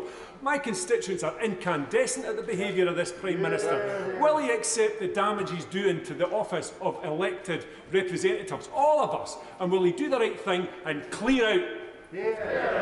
Prime Minister. No, Mr Deputy Speaker, for the reasons I've already given. Steve Bonner. Mr Deputy Speaker, we do know that staff are being made to work in conditions that made them feel uneasy, perhaps even unsafe, Prime Minister. And they also felt that they were unable to say something. People exposed to a potentially deadly virus, unable to say something in their workplace, while parties were raging on around about them. At least some, says Mrs Gray, represent a serious failure to observe the high standards expected of those working at the heart of government. Who is responsible for that, Prime Minister? Prime Minister. Mr Speaker, he's completely misrepresenting what took place. Gavin Newlands. Come on. Thank you very much, Mr Deputy Speaker. Despite the omissions from Sue Gray's update, it makes crystal clear that the office he occupies and the government he leads behaved in a despicable and disrespectful way when the public faced the gravest of threats. Does he not accept that his personal conduct before becoming Prime Minister and since is completely unacceptable, and if he had any respect for his own office, the public, indeed even a scintilla of integrity, he would announce his resignation to the 1922 committee tonight? Prime Minister. No, Mr Deputy Speaker. Stuart MacDonald. Thank you, Mr Deputy Speaker. Can I ask, when will the various statements made by the Prime Minister from that dispatch box about the subject of parties and gatherings at Downing Street be investigated under the Ministerial Code And isn't it absolutely farcical that that's a question for the Prime Minister at all? Mr. Speaker, we have an investigation going on. I think that's the one people should focus on, and they should allow the police to get on with their job. Richard Thompson. Thank you, Mr. Deputy Speaker. In his statement, the Prime Minister said, "Sorry for the things we did not get right. Sorry for the way this has been handled." A generic non-apology that will mean absolutely nothing to anyone that's heard it. But what I and millions of others want to hear is, apart from getting caught out in all of this, what is it that the Prime Minister is personally sorry for and genuinely regretful for in terms of his own conduct? And if he just resorts back to that tired, hackneyed form of words that he used to begin with, doesn't it just show that it's not a new office of the Prime Minister that we need? It's a new Prime Minister in office. Prime Minister. Mr. Speaker, I've repeated several times how sorry I am for any misjudgments that I made, and I continue to apologise for them. All I can say, Mr. Deputy Speaker, is that we need to get on and await the outcome of the inquiry, but allow the government to deliver on the priorities of this country, and that is to unite and level up, to continue to cut crime, to make colossal investments across our whole country, and that is what we are going to do. I'd like to thank the Prime Minister for his statement today and answering questions for just short of 2 hours. I'm just going to pause as people leave and others take their places for the next statement.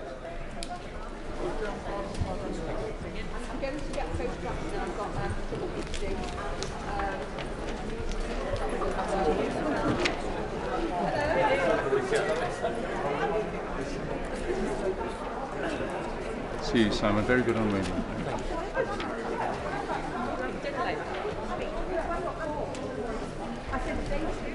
Order. We now come to the second of the 3 statements today, and we have the Secretary of State for Foreign, Commonwealth and Development Affairs, Liz Truss. Mr. Deputy Speaker, with permission, I would like to make a statement on what we are doing to tackle Russia's aggression against Ukraine. Moscow's malign intent is clear.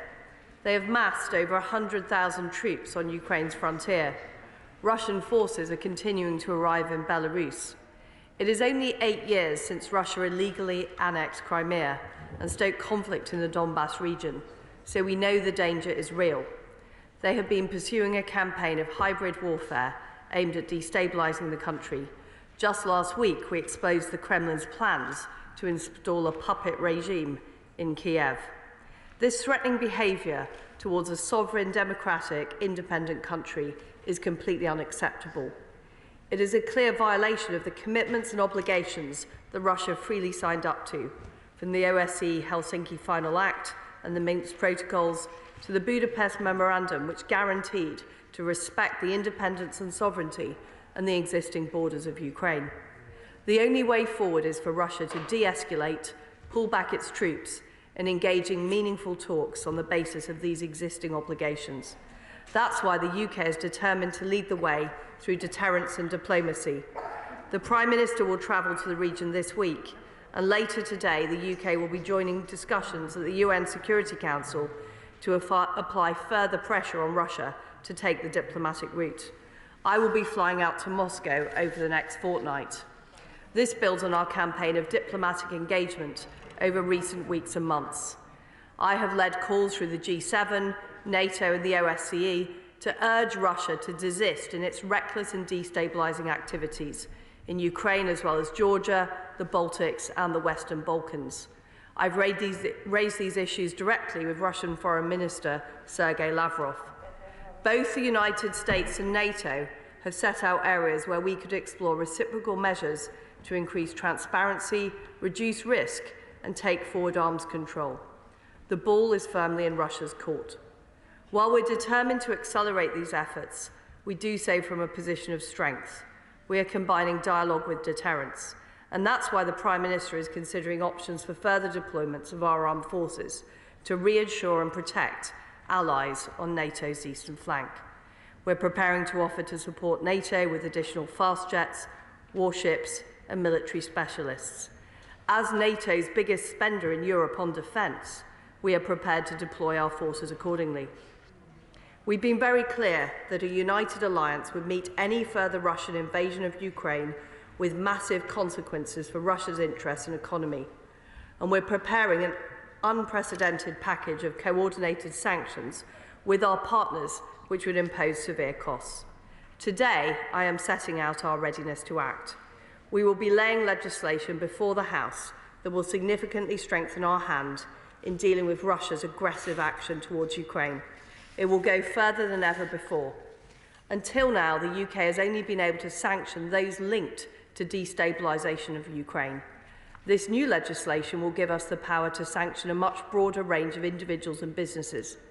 We will be able to target any company that is linked to the Russian state, engages in business of economic significance to the Russian state, or operates in a sector of strategic significance to the Russian state. Not only will we be able to target these entities, we will also be able to go after those who own or control them. This will be the toughest sanction regime against Russia we have ever had, and it is the most radical departure in approach since leaving the European Union. Those in and around the Kremlin will have nowhere to hide. We will make sure that those who share responsibility for the Kremlin's aggressive and destabilising action will share in bearing a heavy cost. Their assets in the UK will be frozen. No UK business or individual would be able to transact with them, and should they seek to enter the UK, they would be turned back. Laying this legislation now will enable us to act in concert with the United States and other partners rapidly, multiplying our collective impact. We will use these new powers in a targeted manner designed to damage the interests of those who bear the greatest responsibility for Russia's actions and exert the greatest pressure to change course.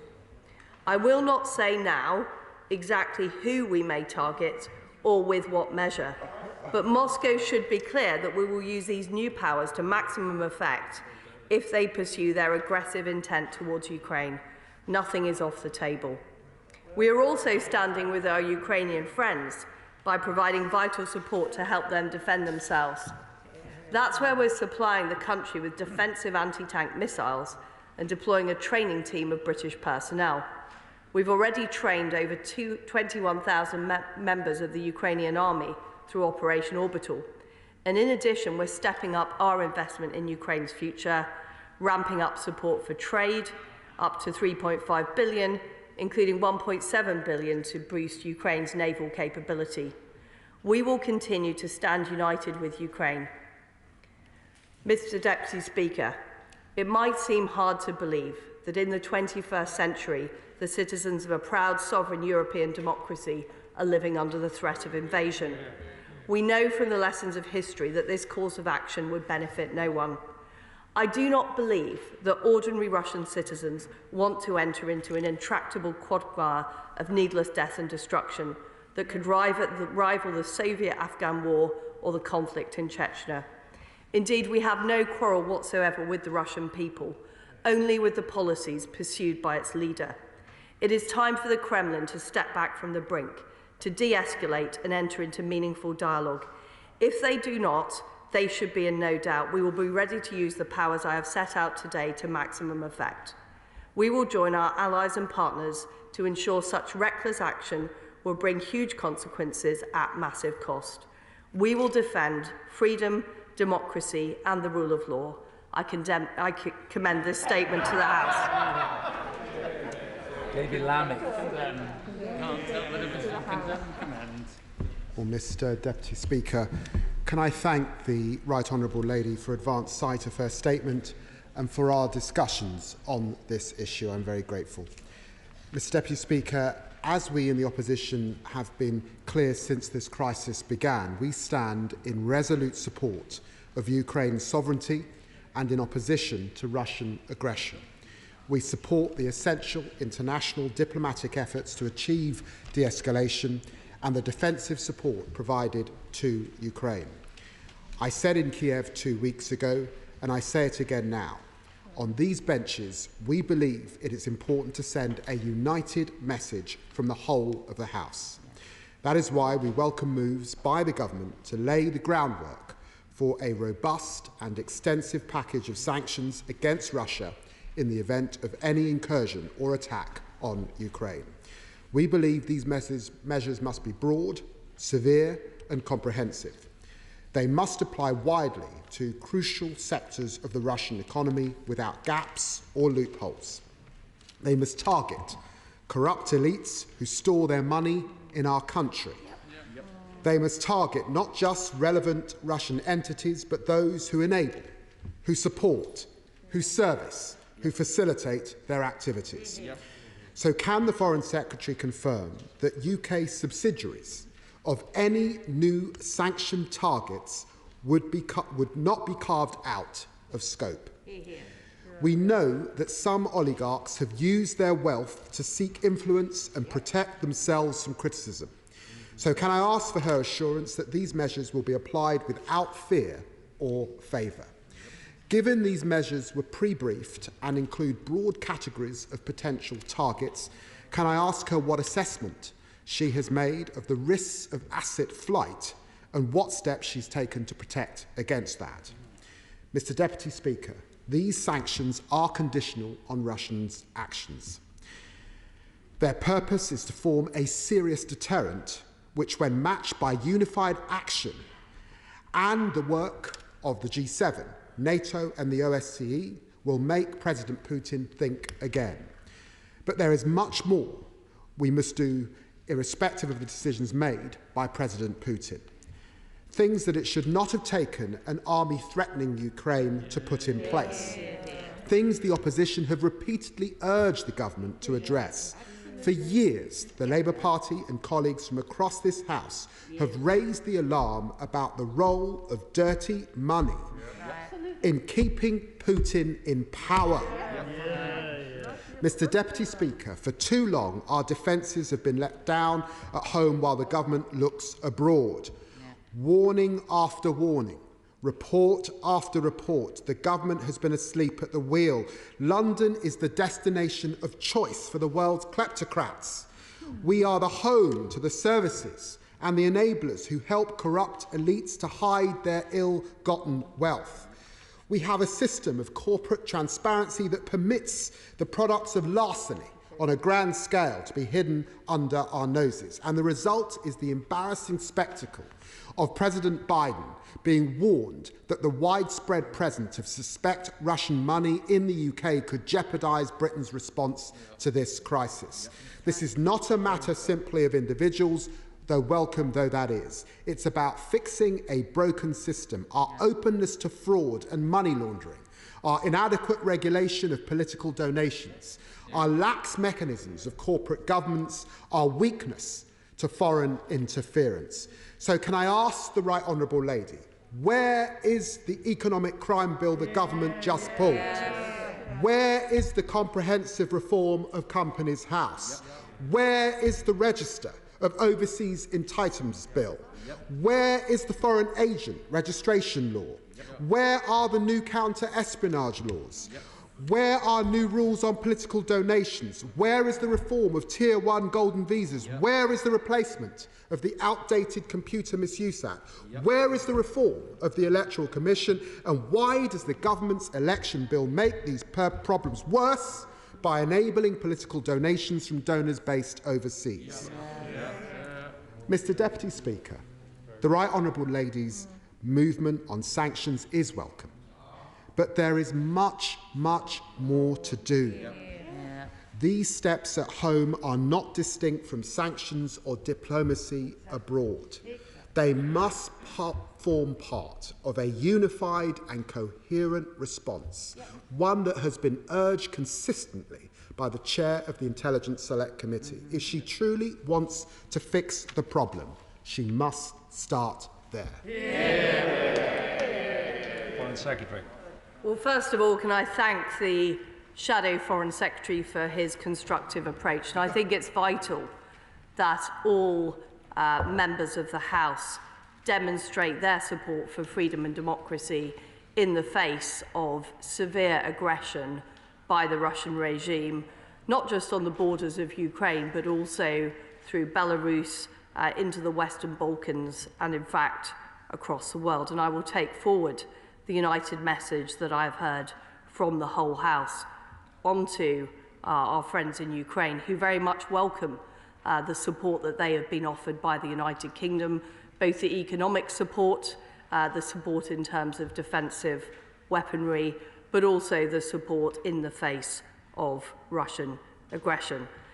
This package that we are putting forward in legislation will be in place by the 10th of February, so we are able to enact wide-ranging sanctions in broad categories that really target anybody that is providing strategic or economic support to the Russian regime. There will be nowhere to hide, and we will apply those sanctions without fear or favour. I am very clear about that. Mr. Deputy Speaker, we've already taken steps to tighten up our regime on corruption and illicit finance through the Criminal Finances Act 2017, the global anti-corruption sanctions regime we've put in place. We're reviewing all Tier 1 visas granted before the 5th of April. And we will be introducing the Economic Crime Bill. The Prime Minister committed to that at the Summit of Democracies with President Biden at the end of last year. Let me assure the House that our priority is the defence of freedom and democracy. That comes before any short-term economic interest for our country, but also the whole of Europe. We must wean ourselves and others off dependence on Russian gas. We must target the criminal and corrupt money, and that is what we are determined to do with this extension of our sanctions regime, the most radical we have done yet. Tom Tugendhat. Thank you, Mr. Deputy Speaker. It's a pleasure to hear from my right honourable friend, the Foreign Secretary, about the tightening of this sanction regime, something that she knows that the Foreign Affairs Committee has called for 4 years. It's extremely welcome that she's looking hard at dirty money, and here I find myself in agreement with my right honourable friend, the member for Tottenham. The need to clean up the dirty money in our economy is not just about doing the right thing and standing up alongside the people of Ukraine. It's about standing up for the British people, defending ourselves against the corruption that flows through our system, making sure that our houses, our homes, are not being exploited to pay murderers on behalf of a dictator. This is not a foreign problem. This is a problem for the United Kingdom to deal with at home, and the strongest thing we can do to defend Ukraine is to defend ourselves against filth and corruption in our city. Secretary. Well, my honourable friend is right in the work that the Foreign Affairs Select Committee has done to champion this issue. This is why we are introducing a much tougher sanctions regime on Russia. And as I've said, we will be bringing forward the Economic Crime Bill to add to the work we're already doing to tackle illicit finance. Smith. Thank you, Mr. Deputy Speaker. I'm grateful also for sight of the statement, and we would support it. I've already said in this House that the SNP will be part of the coalition to defend Ukraine and indeed our democracy. So it's not a blank cheque, because we will want to see some details, but you can rest assured, Mr. Deputy Speaker, that the SNP will stand behind these measures. I'd be particularly grateful, though, for a reassurance that Scottish limited partnerships will be included within the package, because they are a clear risk in terms of dubious transactions. Also, that property transactions need to be part of it as well, and a reassurance of coordination with the EU precisely to avoid asset flight, given that these measures have been telegraphed. But as well, and I do want an answer to this one, I've pledged the SNP's support for this. I do want a statement from the Foreign Secretary in response to Pippa Crerar, who's the political editor of the Daily Mirror's report today, an impeccable journalist with impeccable sources, that there was supposed to be a call between the Prime Minister and President Putin today. But, and I quote here, when the Grey report landed, the Russians were asked to shift the time, but they couldn't, so it's off. What in the name of hell impression does that give to our friends and our allies? If it's true, perhaps it's not. I'd be grateful for an assurance that it's not true, and if it is true, I'd be grateful for an assurance that that conversation will take place. Thank you. Foreign Secretary. I can reassure the honourable gentleman that absolutely nothing is off the table in terms of who and which organisations we will target with these sanctions. We're very committed to working with our partners, including the EU, and we had a big discussion at the G7 in Liverpool about the sanctions regime. I've had discussions since then with Joseph Borrell and my EU counterparts to make sure we're fully coordinated, as well as with the US. And the Prime Minister will shortly be speaking to President Putin, and as I've said, I will be travelling to Moscow in the next fortnight to speak to my counterpart, Sergei Lavrov. Dr. Julian Lewis. Thank you, Mr. Deputy Speaker. Cutting out a cancer is both painful and dangerous. Is the Foreign Secretary aware that the previous Intelligence and Security Committee, in its Russia report, drew upon the expertise of Edward Lucas, who today has a comment column in the Times headed, "Britain has become addicted to dirty money"? May I suggest that if she wants to be sure that this cancer is indeed going to be cut out of the body politic and the wider country's economy, she could do far worse than to consult Mr. Lucas before she finalises her proposed sanctions and their structures? Secretary. Well, I thank my honourable friend for his suggestion. I'd be very happy to meet the gentleman he mentions. Stephen Kinnock. Thank you, Mr. Deputy Speaker. The government said 6 months ago that it was finalising its report into how more than 700 Russian millionaires were fast-tracked for British residency via its so-called golden visa scheme. Can the Foreign Secretary tell the House when this long overdue report is going to be published? And does she agree with me that the reason for the delay relates directly to the £4 million that's been donated to the Conservative Party by 7 individuals who have deep and highly dubious links to the Kremlin? Secretary. We are reviewing the Tier 1 visas that were granted before the 5th of April, and I'm sure the Home Secretary will have further to say about that in due course. Tobias Ellwood. Mr. Deputy Speaker, could I welcome both the statement and the wider steps the UK is taking to support Ukraine? My concern is that Western tactical responses are actually playing into Putin's own strategy. Seeking meetings with Putin, for example, actually plays to his self-importance. Any sanctions actioned will drive Russia ever closer to China, exactly what Putin wants to do. And sending NATO reinforcements around Ukraine, but not in it, is not the way to deter an attack. I worry that we are missing the bigger picture. Putin is using this Ukraine crisis to geopolitically realign Russia militarily, economically and geopolitically with China, with massive security implications for the West. Would my right honourable friend agree the only way to halt an invasion and check this dangerous trajectory is to support Ukraine militarily? This is our Cuban Missile Crisis. I encourage Britain to lead the call to deploy an offensive alliance and stand up to Putin's aggression. Foreign Secretary. Our approach in dealing with this issue of Russian aggression is both deterrence and diplomacy. That's why the UK has been at the forefront in supplying defensive weapons to Ukraine, in training up Ukrainian forces, and working with our allies, many of whom are also supplying defensive support into Ukraine. But we have to be clear that there is a difference between a member of NATO who does have a security guarantee, such as Baltic states like Estonia, where UK troops are in place, and the situation in Ukraine. And in my view, the best way of deterring Vladimir Putin from an invasion of Ukraine is, first of all, making it very clear that this will not be simple or easy. This is likely to result in a quagmire, as we have seen in the Soviet-Afghan war, or indeed in Chechnya.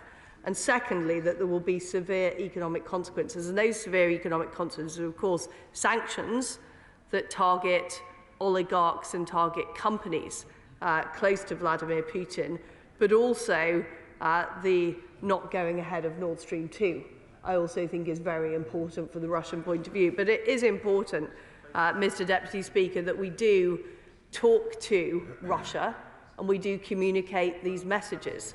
We will not resile from our position about the protection of the open door policy into NATO, but we will communicate direct with Russia so they understand those messages. Kevan Jones. Thank you, Mr. Deputy Speaker. The Foreign Secretary comes to the House and talks tough and says that the government has a readiness to act. It's 4 years now since the Foreign Affairs Committee produced its Russia Gold report, which outlined corruption in the UK. It's 2 years since the Intelligence Security Committee published its report into Russia, which outlined similar concerns. Why has the government not acted in those years? And can I ask her, if we are going to implement sanctions, how can we believe that will be effective without a strong political will and determination to actually make them work? Great. Well, we have taken a number of measures in recent years, namely the Criminal Finances Act 2017, the review we're conducting of visas. And what I'm saying is that the most far-reaching sanctions regime will be in place by the 10th of February, making sure that Russia understands that there is a severe package ready to be in place. And of course, I am absolutely prepared to do what is necessary to make those costs severe. John Whittingdale.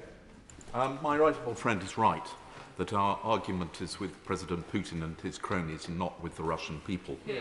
But she will be aware that Russian citizens, and indeed many in eastern Ukraine, are able only to access Russian propaganda from state-owned or oligarch-owned media channels, while independent journalists are put into prison and the internet is censored. Will she look to see what more can be done, perhaps through the BBC World Service and the tech platforms, to ensure that the Russian people are able to access objective and factual reporting? Foreign Secretary.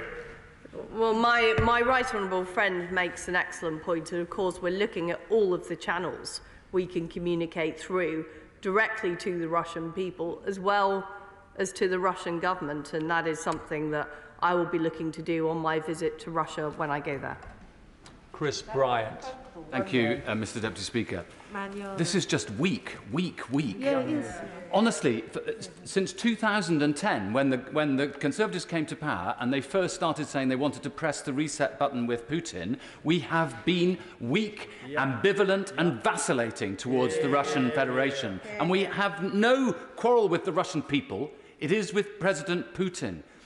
It doesn't work to try to look tough when you've refused to deal with the issue of Tier 1 visas. It's shocking that the Foreign Secretary doesn't even have a proper answer to that question this afternoon. This has been going on for ages. We've been giving them out to thousands of Russian oligarchs.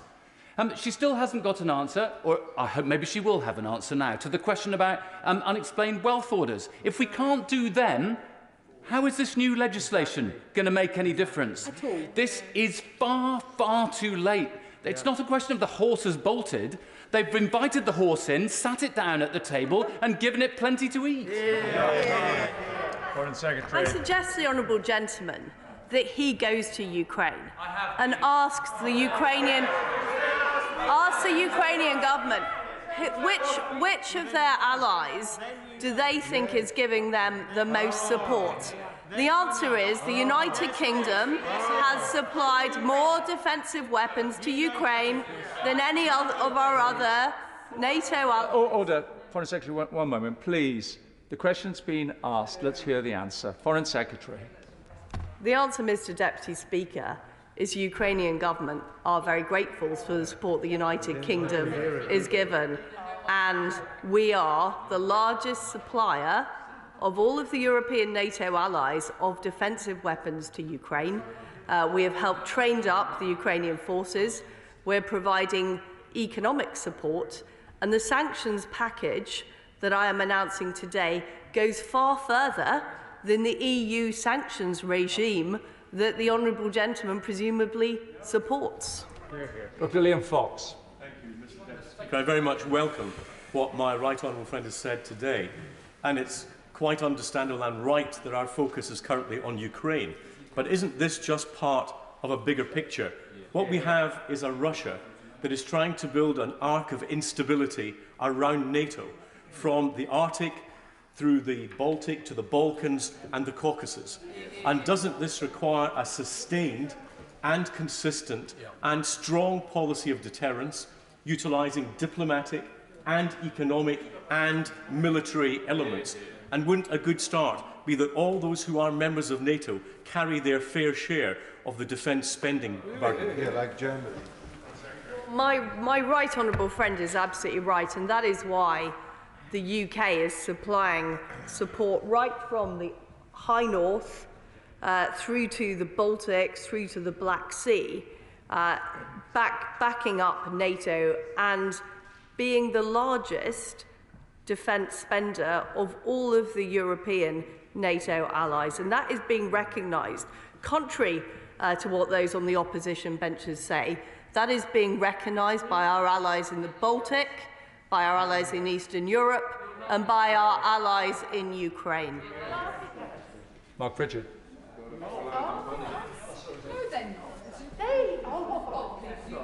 Oh, sorry, Mark, you have to wait one moment.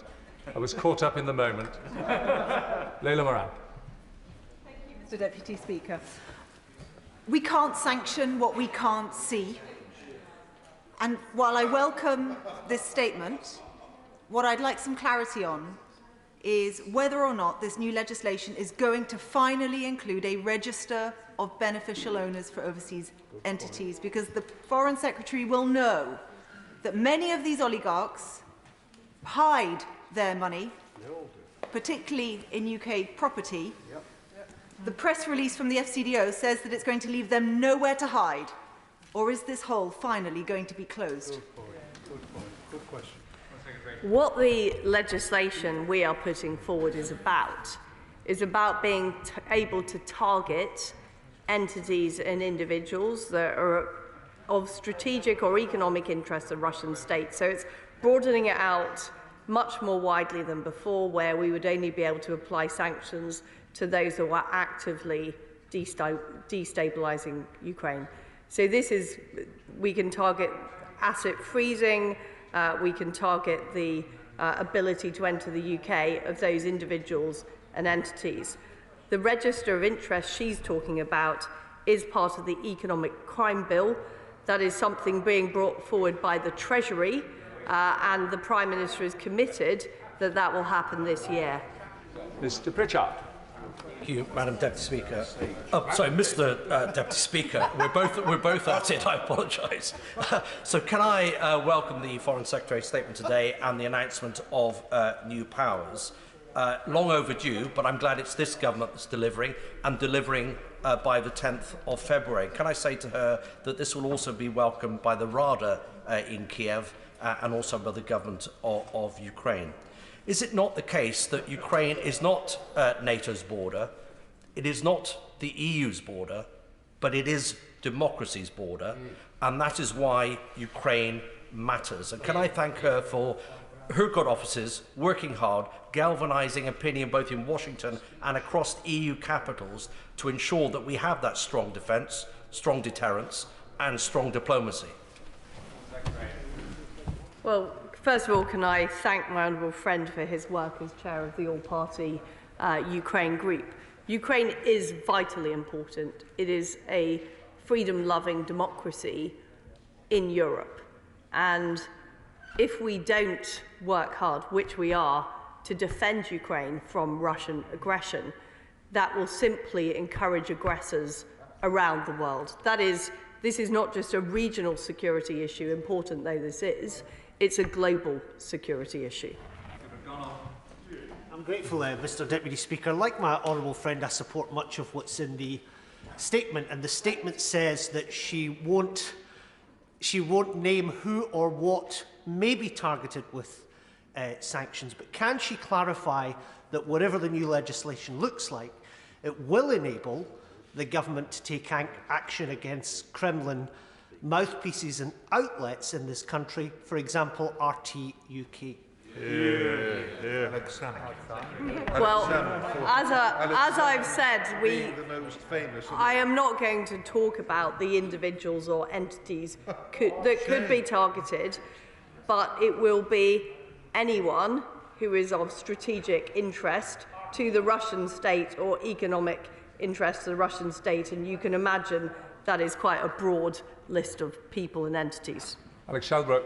Thank you, Mr. Deputy Speaker. My right honourable friend will know very well that Kiev was the original capital of Rus and was an area of fabulous wealth and education until invaded by the Khans, and the Russians and the Rusians called them the Tartars. Now, there's many reports have come out of tens of thousands of Tartars have disappeared from Crimea. And this human rights atrocity is not being able to be properly investigated. So does my right honourable friend agree with me that we must try and find out exactly what has been happening to the Tatar population? And equally, for those who do not feel it is important, or we should somehow let Russia have the Russian Empire, as President Putin outlined in his essay last year, that goes against every principle of freedom and democracy, of standing up to fascist governments who want to ethnically cleanse people over centuries of hatred.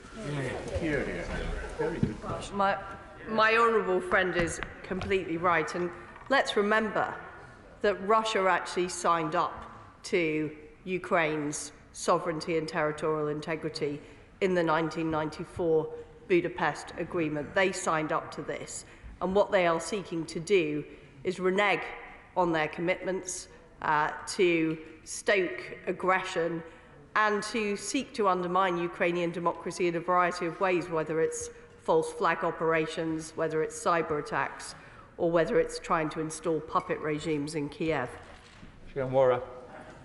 Thank you, Mr. Deputy Speaker. A few minutes ago, the Prime Minister stood at that dispatch box and said, in response to questions on Partygate, and I quote, "This is the government which is bringing countries together to stand up against Putin." But just last week, our closest allies said they went public with their concerns over Russian influence in this country. Yeah, exactly. So will the Secretary of State admit that her government has undermined our diplomatic status and our national security by refusing for so long to take seriously Russian influence and dirty money? I don't accept the honourable lady's talking down of the UK role. It was at the G7 meeting in Liverpool that we agreed with our allies, including the United States, including the EU and including Japan, that the Russian regime would face severe consequences on an incursion with Ukraine. And that language has now been adopted by all of our allies and partners. We've led the way in providing defensive weaponry to Ukraine. We've led the way, as we are today, with our package of economic sanctions, which goes beyond what we were able to do as a member of the EU. Thank you, Mr. Speaker. The time for deterrence diplomacy is now. Over the last 2 weeks, from Kramatorsk to Donetsk, from Kiev to Sarajevo and Mostar, civilians have been clear with me that they believe the West will either save them or there will be bloodshed in Europe. What consideration is my right honourable friend given to blacklisting Russian banks? And will she look at joining the US in sanctioning Milorad Dodik in Bosnia, whose ethno-nationalist, separatist, genocide-denying agitation also risks bringing bloodshed to Europe? Well, I know my honourable friend has recently been on a visit to the Western Balkans, and we are absolutely looking at what more we can do on sanctions to the regime there, as well as how we target some of the Russian entities she talked about. Jeremy Corbyn. Thank you, Mr. Deputy Speaker. Any war on the borders between Ukraine and Russia will be utterly disastrous for the people of Ukraine, the people of Russia, and the future of peace across the whole of the continent of Europe. So when she travels to Moscow to have discussions with the Russian government, I hope she'll be able to reassert the agreements reached in the 1990s in recognising Ukrainian independence. But will she also try and take the whole thing a stage further and a new disarmament agreement with Russia, revisiting the previous agreements, and will she ensure that the British government, the British state is represented at the Vienna Convention on Nuclear Weapons in the middle of March as a way of taking forward de-escalation of stress and threats, as a way of winding down the tensions on the border. Because if we carry on building up massive troops on both sides of the border, something awful is going to happen, and it will be very hard to get out of it. Let's be clear here, it's the Russian regime that have amassed the tanks and troops on the Ukrainian border.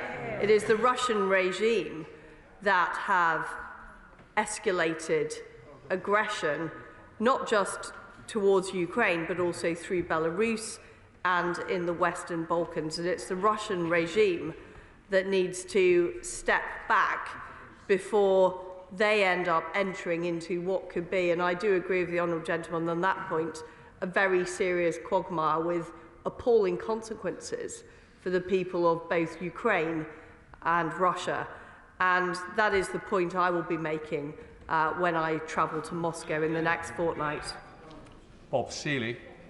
Mr. Speaker, I thank the Secretary of State for her very robust approach. And this is not a criticism of her, but we still lack a comprehensive and coherent approach to dealing with Russia's hybrid war. This is frankly a decade too late, so no criticism of her, and clearly deterrence isn't working. My question is on UK facilitators, which has been mentioned by a few other people. Does she understand how corrosive it is to have young UK service personnel, ordinary kids in uniform, in forward position in the Baltics, whilst a morally vacant and corrupted class in London of lawyers, bankers, reputation launderers and compromat-style private investigators coin it, serving the needs of a parasitic, murderous oligarch class who are part of a neo-fascist regime now threatening war in Europe? What are we doing about this corrupt facilitator class? Well, as I outlined earlier, we have taken action against illicit finance and corruption. We've established the National Cyber Security Centre.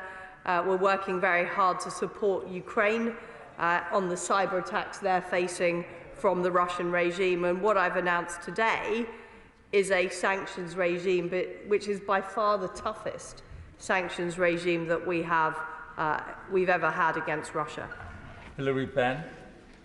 Thank you very much indeed, Mr. Deputy Speaker. The Foreign Secretary's announcement today shows that the government can act very speedily when it wants to. These measures will be on the statute book by the 10th of February. Can she therefore explain to the House why we are still waiting for all of the other measures that my right honourable friend, the Shadow Foreign Secretary, referred to in his response to the statement? Why can't those be acted on as speedily as the sanctions she's announced to the House today? Well, as I've said, we have put through the Criminal Finances Act 2017, our global anti-corruption sanctions regime. We're reviewing the Tier 1 visas, and we will introduce the Economic Crime Bill, which is something that Her Majesty's Treasury is working on. Daniel Kaczynski. Thank you, Mr. Deputy Speaker. The Foreign Secretary is absolutely correct in highlighting that our partners in Central and Eastern Europe, Poland and the Baltic states, recognise the leadership that Britain is providing with regards to these new tensions, but they also recognise the increasing divergence between London and Berlin in terms of how to tackle Russia over these nefarious behaviour. Will she agree with me that it's important now to go back to our German partners and re-emphasise the need for them to stop the Nord Stream 2 pipeline? It gives the Russians an umbilical cord to the heart of Europe. We import less than 1.5% of our gas requirements from Russia. The Germans import over 60% of their energy requirements from Moscow. I had a discussion with my colleague, Foreign Minister Baerbock, last week about precisely this issue, and I do welcome the statements from her and Chancellor Stolz on Nord Stream 2, being very clear that it won't go ahead in the event of a Russian incursion. We do need to reduce dependence on Russian gas. I welcome the work the United States is doing to look at how supplies can be augmented. We're working with partners across the Middle East.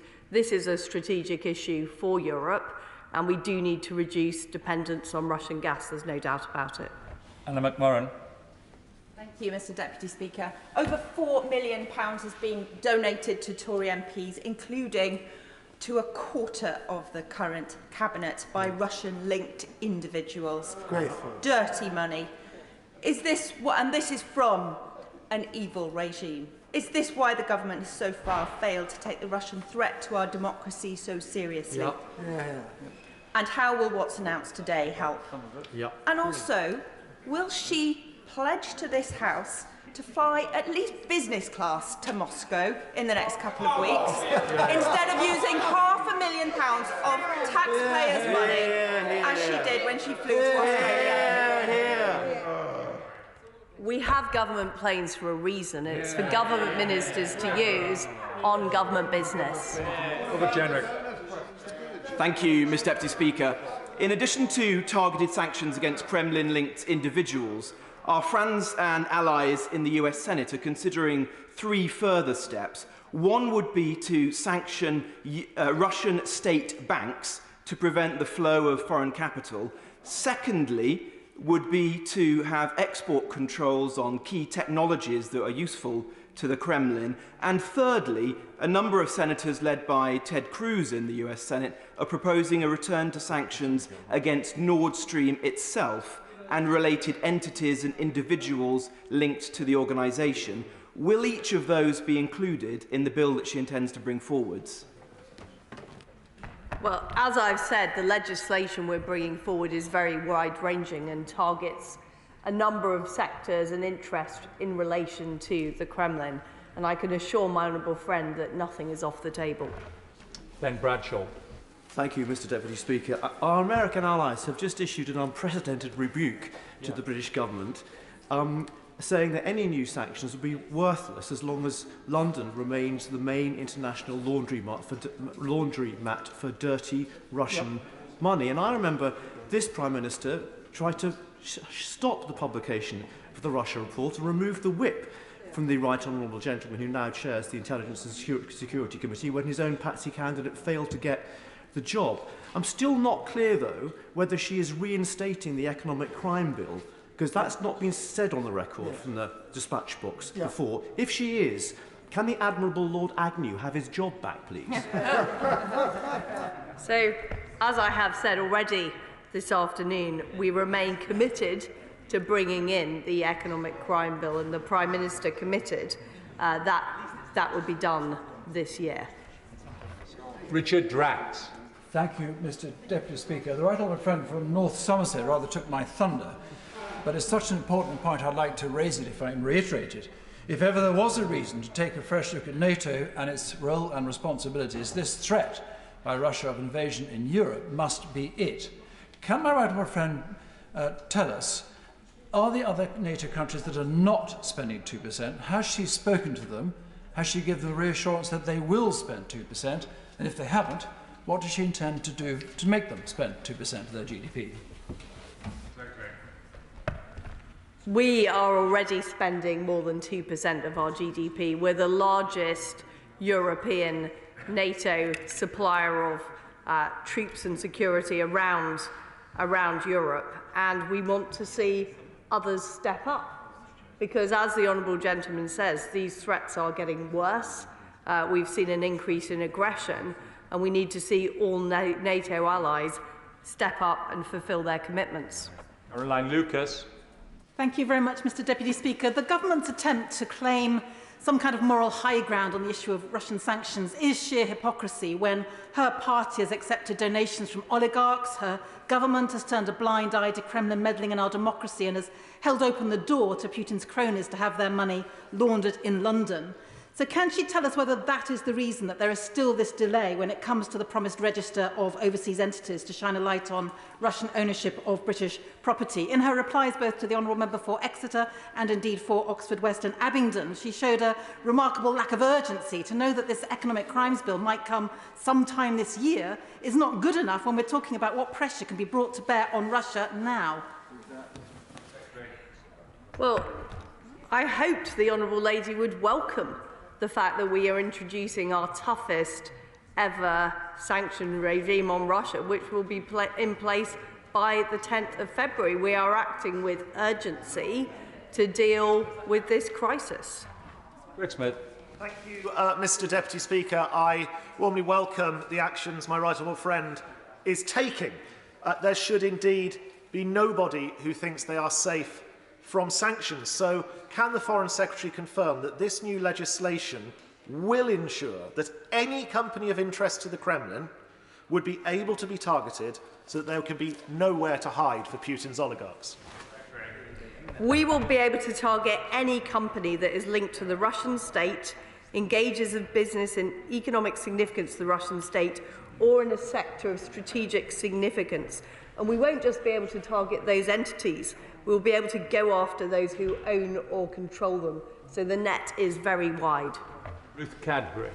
Thank you, Mr. Deputy Speaker. I'm going to give the Foreign Secretary a third chance. Does she agree that the UK government will continue to look weak on the Russian threat while Tory MPs and members of the other House continue to accept cash from Russian-linked individuals?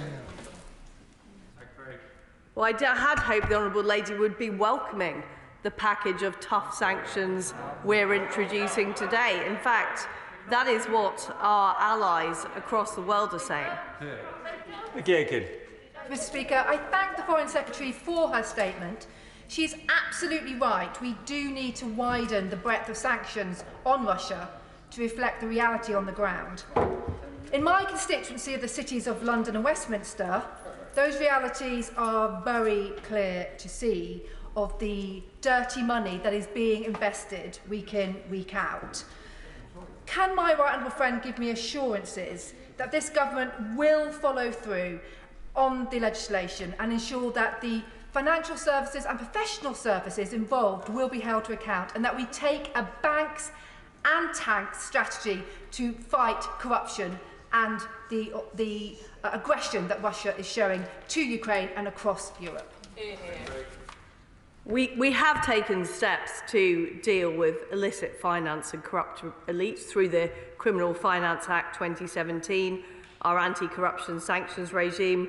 I've already talked about the commitment to bringing in legislation through the Economic Crime Bill. But what this is about today is showing that the UK is ready with a package of severe sanctions that could target any organisation or individual who is remotely linked to the Russian state, or indeed of economic significance to the Russian state, showing that there will be nowhere to hide in the event of an incursion into Ukraine. And this is about making sure that those economic consequences are as severe as possible. The Honourable Lady, my honourable friend, makes some excellent points around the broader issue, but what we are talking today is about deterring Vladimir Putin from an incursion into Ukraine. And it's Lauder. Thank you, Mr. Deputy Speaker. Why has the government delayed the Economic Crime Bill? Why is it doing nothing to stop lawfare in the UK courts? Why is the Serious Fraud Office being sued by oligarchs rather than indicting them? Without the laws, the courts and the prosecutors to tackle corruption and dirty money here in Londonograd, aren't her threats empty and vacuous? And by the way, will she ensure that the Tories' Russian gold finds its way back to Moscow? Well, I've answered already the steps that Her Majesty's Treasury and the Ministry of Justice are taking on the issues that he talked about. But under direct Foreign Office control is the sanctions regime. That is why we are taking action as soon as we can by the 10th of February to get these sanctions in place so that we can exercise them in the event of an incursion. Dr. Luke Evans. Thank you, Deputy Speaker. And I'm grateful for the Foreign Secretary for her announcement on sanctions today. I noticed in her statement she said the UK will be joining discussions at the UN Security Council to apply further pressure on Russia today. Could she explain what she hopes to gain out of this and what a success would look like? Well, Russia is a member of the Permanent Security Council, and they need to be held to account for their aggressive actions with respect to Ukraine. Dave Dugan. Thank you, Mr Deputy Speaker, and I too welcome the broad tenet of the statement from the Foreign Secretary. Can I ask her, though, the detail within her statement that details fast jets to go and bolster NATO forces in Europe, has she had discussions with the Ministry of Defence in order to ensure that when quite appropriately bolstering Ukraine's eastern flank, we are not creating any problems for the United Kingdom's northern flank by redeploying Typhoon QRA aircraft from either Lossiemouth or Coningsby? Very good. Well, I am in regular touch with the Defence Secretary to make sure, of course, we protect UK defence interests at the same time as providing air support, particularly around the Black Sea region, to make sure we are working with our NATO allies to keep a free and safe Europe. Jonathan Edwards. Mr Deputy Speaker, President Putin is reported as saying whoever becomes the leader in the sphere of artificial intelligence will become the ruler of the world. Considering the dangers posed by lethal autonomous weapons, can she explain why the British government seems reluctant to support efforts to place legally binding instruments to control their development and use? Well, we are shortly about to launch our international tech strategy, which will talk precisely about setting standards in areas like artificial intelligence, areas like quantum, because it's important that it is the free world that is setting those standards rather than being dictated by authoritarian regimes. Thank you, Mr Deputy Speaker. There are concerns from the food industry that a Russian invasion of Ukraine could lead to food shortages in the UK as Ukraine is becoming a significant exporter of goods like cereal products to the UK. What plans does the government have to protect UK food supplies if Putin opts to disregard sanctions and presses ahead? Well, we do have a important trade relationship with Ukraine, which is why it's so important that we support Ukraine economically. That's why we've built in extra trade cooperation, and it's why it's so important that we deter the Russian government from an incursion into Ukraine. I'd like to thank the Foreign Secretary for her statement today and answering questions 5 minutes short of an hour. Thank you. We'll pause slightly as people leave and take over.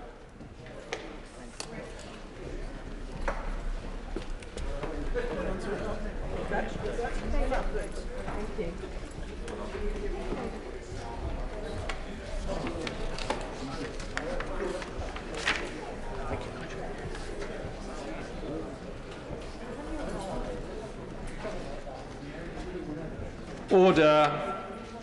Order. We now come to the third statement today from the Secretary of State for Health and Social Care. Sajid Javid. Mr Deputy Speaker, with your permission, I'd like to update the House on the vaccination as condition of deployment. Last Thursday, we woke up to a new phase of this pandemic as we return to Plan A. People are no longer advised to work from home. Face coverings are no longer mandatory. Organisations no longer have to require the NHS COVID pass. And from today, there's no limit on the number of visitors allowed to care homes. Week by week, we are carefully moving from our COVID response from one of rules and restrictions back to one of personal responsibility. We're able to do this because of the defences that we've built throughout this pandemic in vaccines and antivirals, in testing and surveillance. We know, of course, that COVID-19 is here to stay. While some countries remain stuck on a zero COVID strategy and others think about how they will safely open up, here we are showing the way forward and showing the world what successfully living with COVID looks like. The principle we're applying is the same principle that's guided our actions throughout this pandemic, and that is to achieve the maximum protection of public health with the minimum intrusion in people's everyday lives. To me, that is what learning to live with COVID is all about. Even with this progress, Mr. Deputy Speaker, we must of course remain vigilant. While overall cases and hospitalisations continue to fall, we are seeing rises in cases in primary and secondary school children. Part of living with COVID means living with new variants and subvariants. Our world-class health surveillance operations are currently keeping a close watch on a subvariant of Omicron called BA2, which the UK Health Security Agency has marked as a variant under investigation, one below a variant of concern. 1,072 genomically confirmed cases of BA2 have been identified in England, while early data from Denmark suggests that BA2 may be more transmissible. There is currently no evidence that it is any more severe. In addition, an initial analysis of vaccine effectiveness against BA2 reveals a similar level of protection to symptomatic infection compared to BA1, the original variant of Omicron, which underlines once again the importance of being vaccinated against COVID-19 and the imperative to get the booster if you're eligible. Mr. Deputy Speaker, nowhere is vaccination more important than in our health and social care system. Throughout this pandemic, we've always put the safety of vulnerable people first, and we always will do. It has always been this government's expectation that everyone gets vaccinated against COVID-19, especially those people working in health and social care settings who have a professional duty to do so. When designing policy, there will always be a balance of opportunities and risks, and responsible policy making must take that balance into account. When we consulted on vaccination as a condition of deployment in health and wider social care settings, the evidence showed that the vaccine effectiveness against infection from the dominant Delta variant has been or was between 65 and 80%, depending on which of the vaccines that you had received. It was clear that vaccination was the very best way to keep vulnerable people safe from Delta. Because quite simply, if you're not infected, you can't infect someone else. Balanced against this clear benefit was the risk that there would always be some people who would not do the responsible thing and choose to remain unvaccinated, and in doing so, choosing to walk away from their jobs in health and care. Despite it being their choice to leave their jobs, we have to consider the impact on the workforce in NHS and social care settings, especially at a time when we already have a shortage of workers and near full employment across the economy. In December, I argued, and this House overwhelmingly agreed, that the weight of clinical evidence in favour of vaccination as a condition of deployment outweighed the risks to the workforce. It was the right policy at the time, supported by the clinical evidence, and the government makes no apology for it. It has also proven to be the right policy in retrospect, given the severity of Delta. Since we launched the consultation on vaccination as a condition of deployment in the NHS and wider social care settings in September, there has been a net increase of 127,000 people working across the NHS who have done the right thing and got jabbed, becoming part of the 19 out of 20 NHS workers who have done their professional duty. During the same time, we have also seen a net increase of 32,000 people getting jabbed in social care, including 22,000 people in care homes and 10,000 people working in domiciliary care. I'm grateful to the millions of health and care colleagues who have come forward to do the right thing, and the health and care leaders who have supported them. Together, they've played a vital part in raising our wall of protection even higher and keeping thousands of vulnerable people out of hospital this summer. When we laid the November regulations, the Delta variant represented 99% of infections. A few short weeks later, we discovered Omicron, which has now become the dominant variant in the UK, representing over 99% of infections. Incredibly, over a third of the UK's total number of COVID-19 cases have happened in just the last 8 weeks. Given that Delta has been replaced, it's only right that our policy on vaccination as a condition of deployment is reviewed. So I asked for fresh advice, including from the UK Health Security Agency and England's Chief Medical Officer. In weighing up the risks and opportunities of this policy once again, there are two new factors. The first is that our population as a whole is now better protected against hospitalisation from COVID-19. Omicron's increased infectiousness means that at the peak of the recent winter spike, 1 in 15 people had a COVID-19 infection, according to the ONS. Around 24% of England's population has had at least one positive COVID-19 test. And as of today in England, 84% of people over 12 have had a primary course of COVID-19 vaccines, and 64% have been boosted, including over 90% of over 50s. The second factor is that the dominant variant, Omicron, is intrinsically less severe.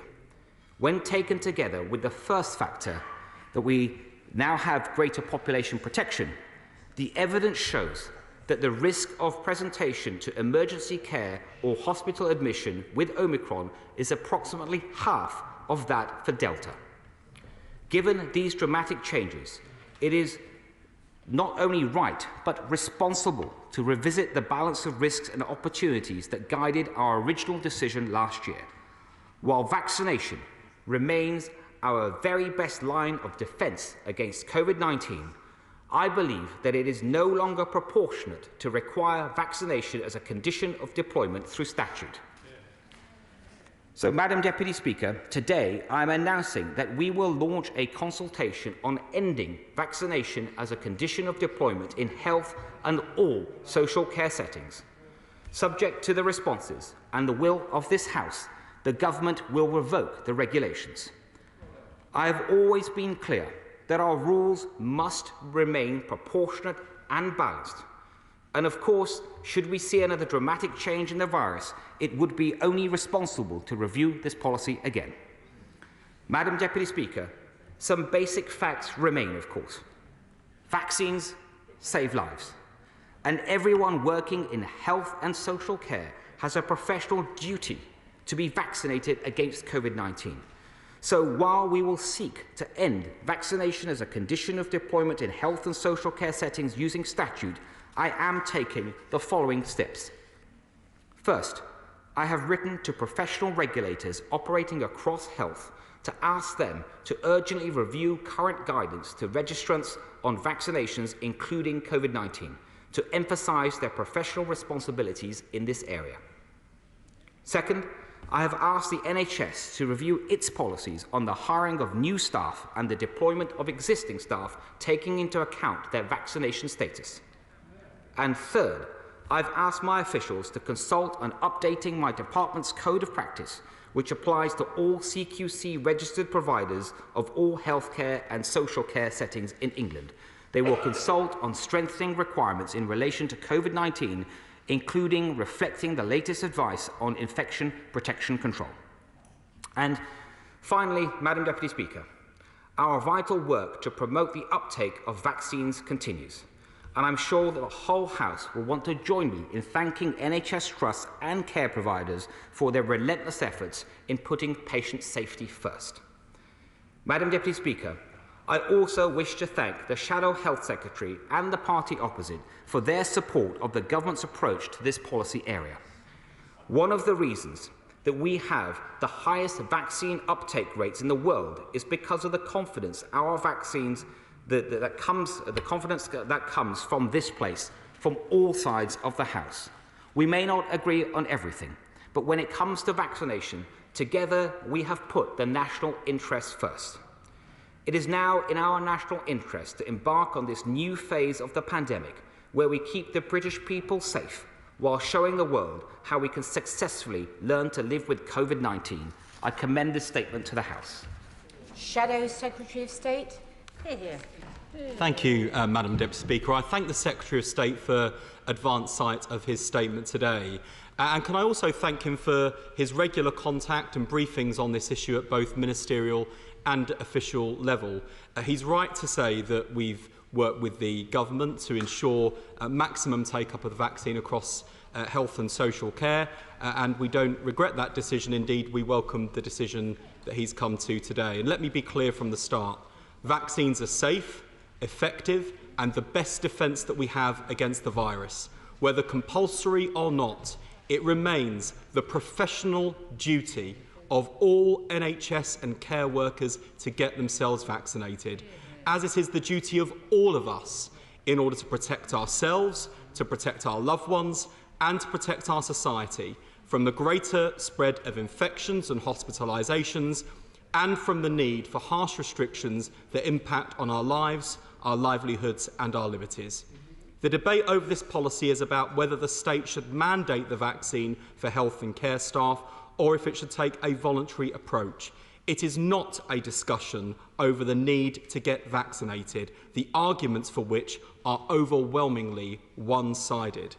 With 5 million people in the UK still to have their first jab, we cannot afford to take our foot off the pedal in getting the message out.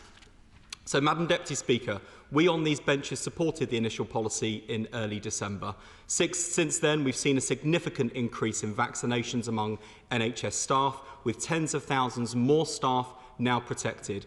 And I want to say an enormous thank you to the NHS trusts who have worked tirelessly to persuade hesitant staff of the need to get vaccinated, of those colleagues who've given up considerable time to have supported conversations with their peers, and the health unions and royal colleges that, despite their misgivings about the mandatory nature of the policy, nonetheless did everything they could to encourage their members to get themselves vaccinated. Clearly, Madam Deputy Speaker, things have now moved on, both in terms of our overall levels of infections and in terms of our understanding of the latest variant.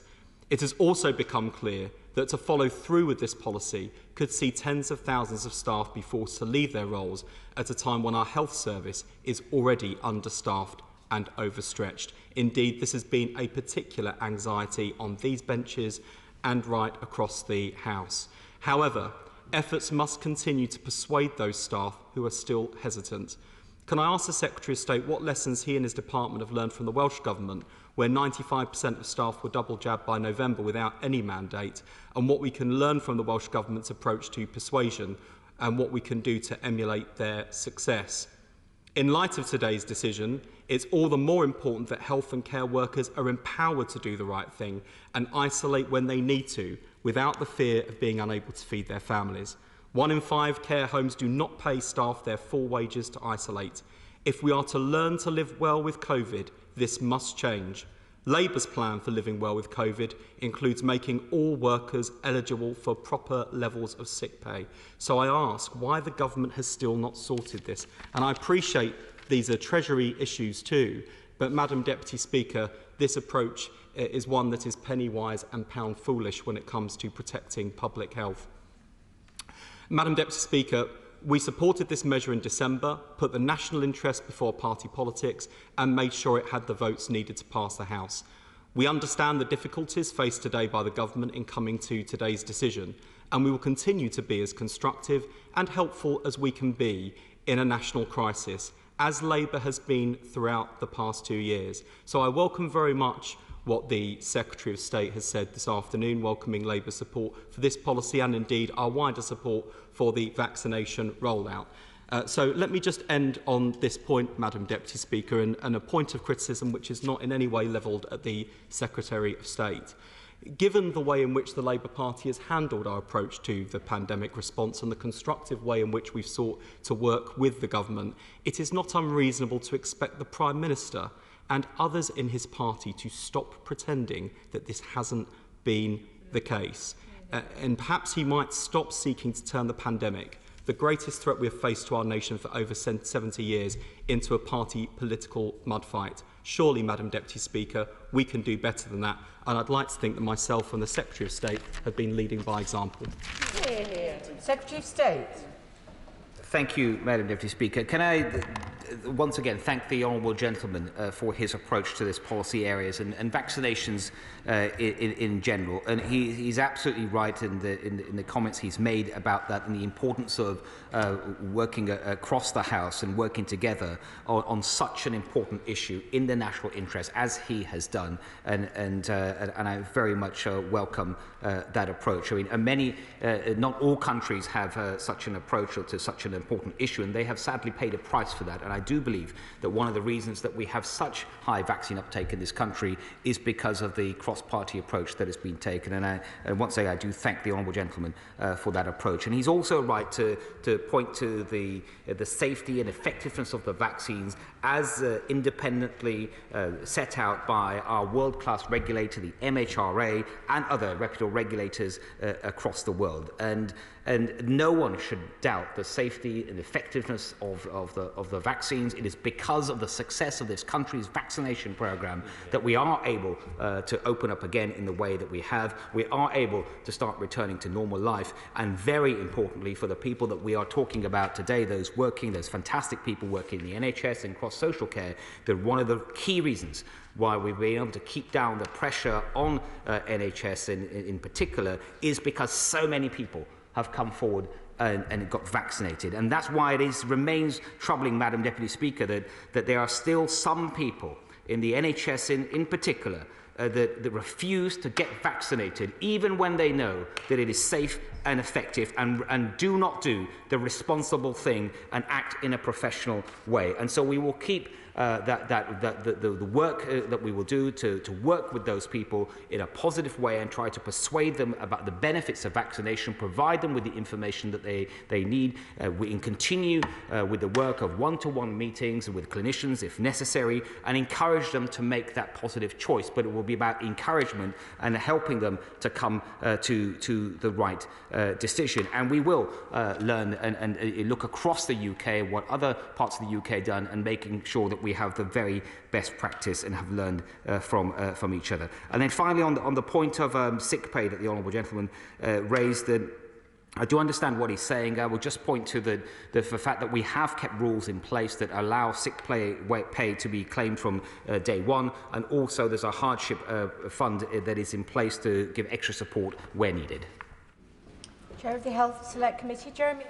Thank you, Madam Deputy Speaker. My right honourable friend knows that my instinct is to support him in the very difficult decisions he has to take in a pandemic, and I think he's doing an excellent job. But I do have some concerns about today's announcement. I think they're concerns that may not be shared widely in this House, so I hope my colleagues will indulge me if I explain why. Frontline workers have done an extraordinary job in this pandemic, but I have yet to meet a single one that believes that anyone in contact with patients has a right to put them to increased risk by not having a vaccine unless there is a medical exemption.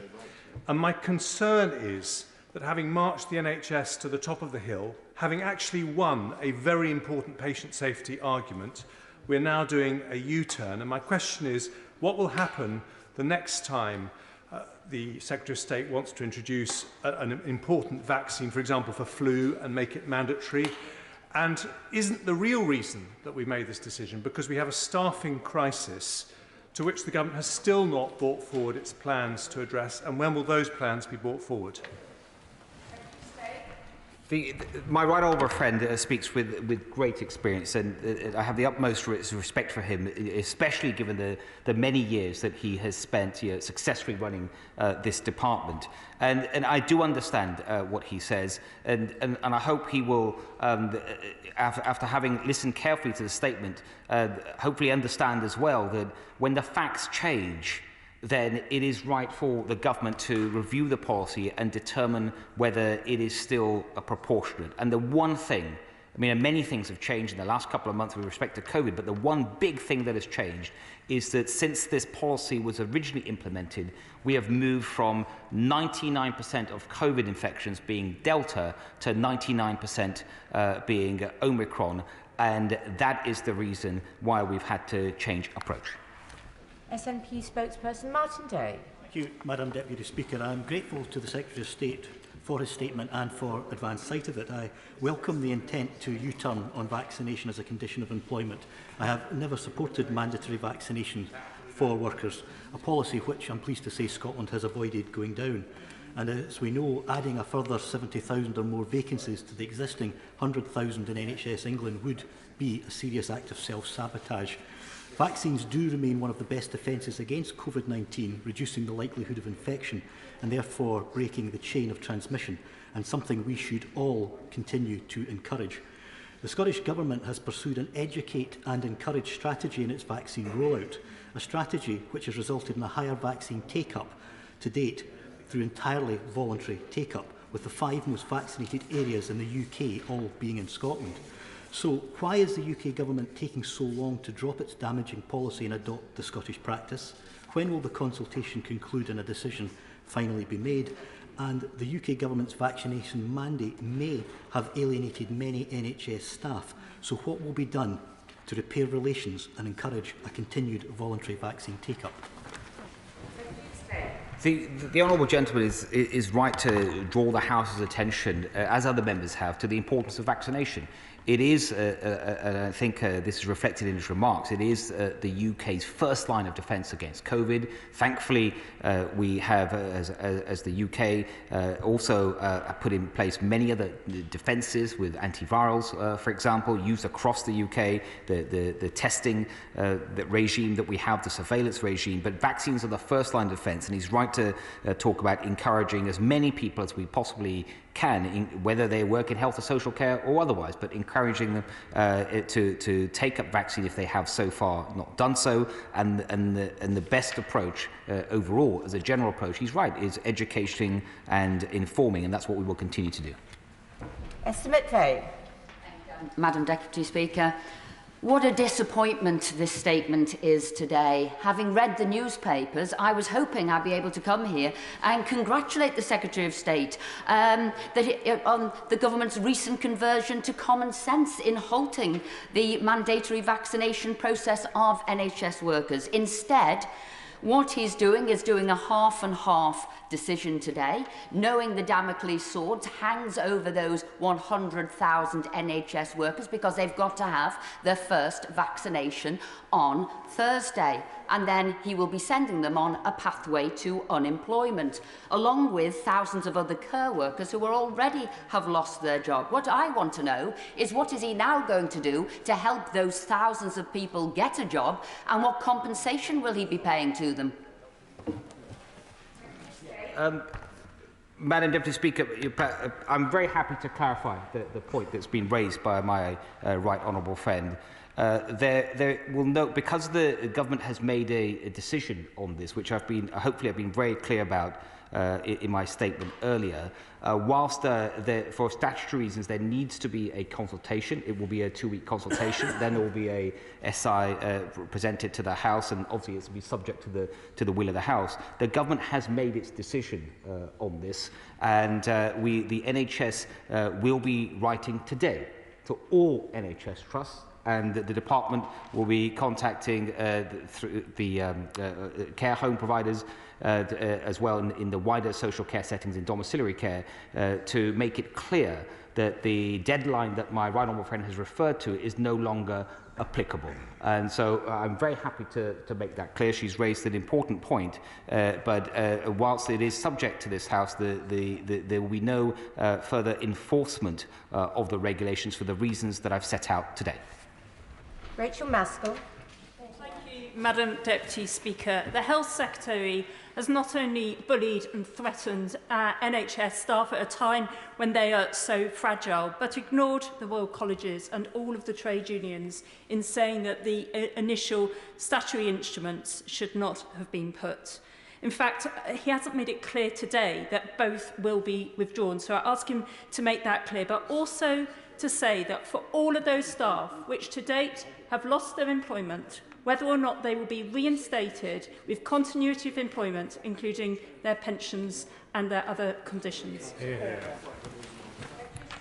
I'm very happy to answer those questions, Madam Deputy Speaker. I mean, first of all, the government's decision is to revoke both statutory instruments, and so I'm happy to confirm that. But when the Honourable Lady raises the issue of those that chose with the first statutory instrument, so that's for care home settings, chose not to get vaccinated and would rather leave their job than choose to get vaccinated, do the professional thing, that was their choice. And that doesn't change because the policy was the right policy at the time, because the dominant variant was Delta, and I've set out the reasons for why. Should those people then choose now to apply to a care home once these for a job once these restrictions have been lifted, then that is a decision for them. But I would continue to encourage them to make the right positive decision and get vaccinated.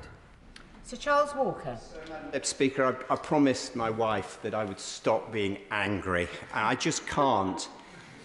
These people that we cast as pariahs, long before vaccines existed, day in and day out, came into hospitals and care homes and held the hands of the dying because their children and grandchildren couldn't do that.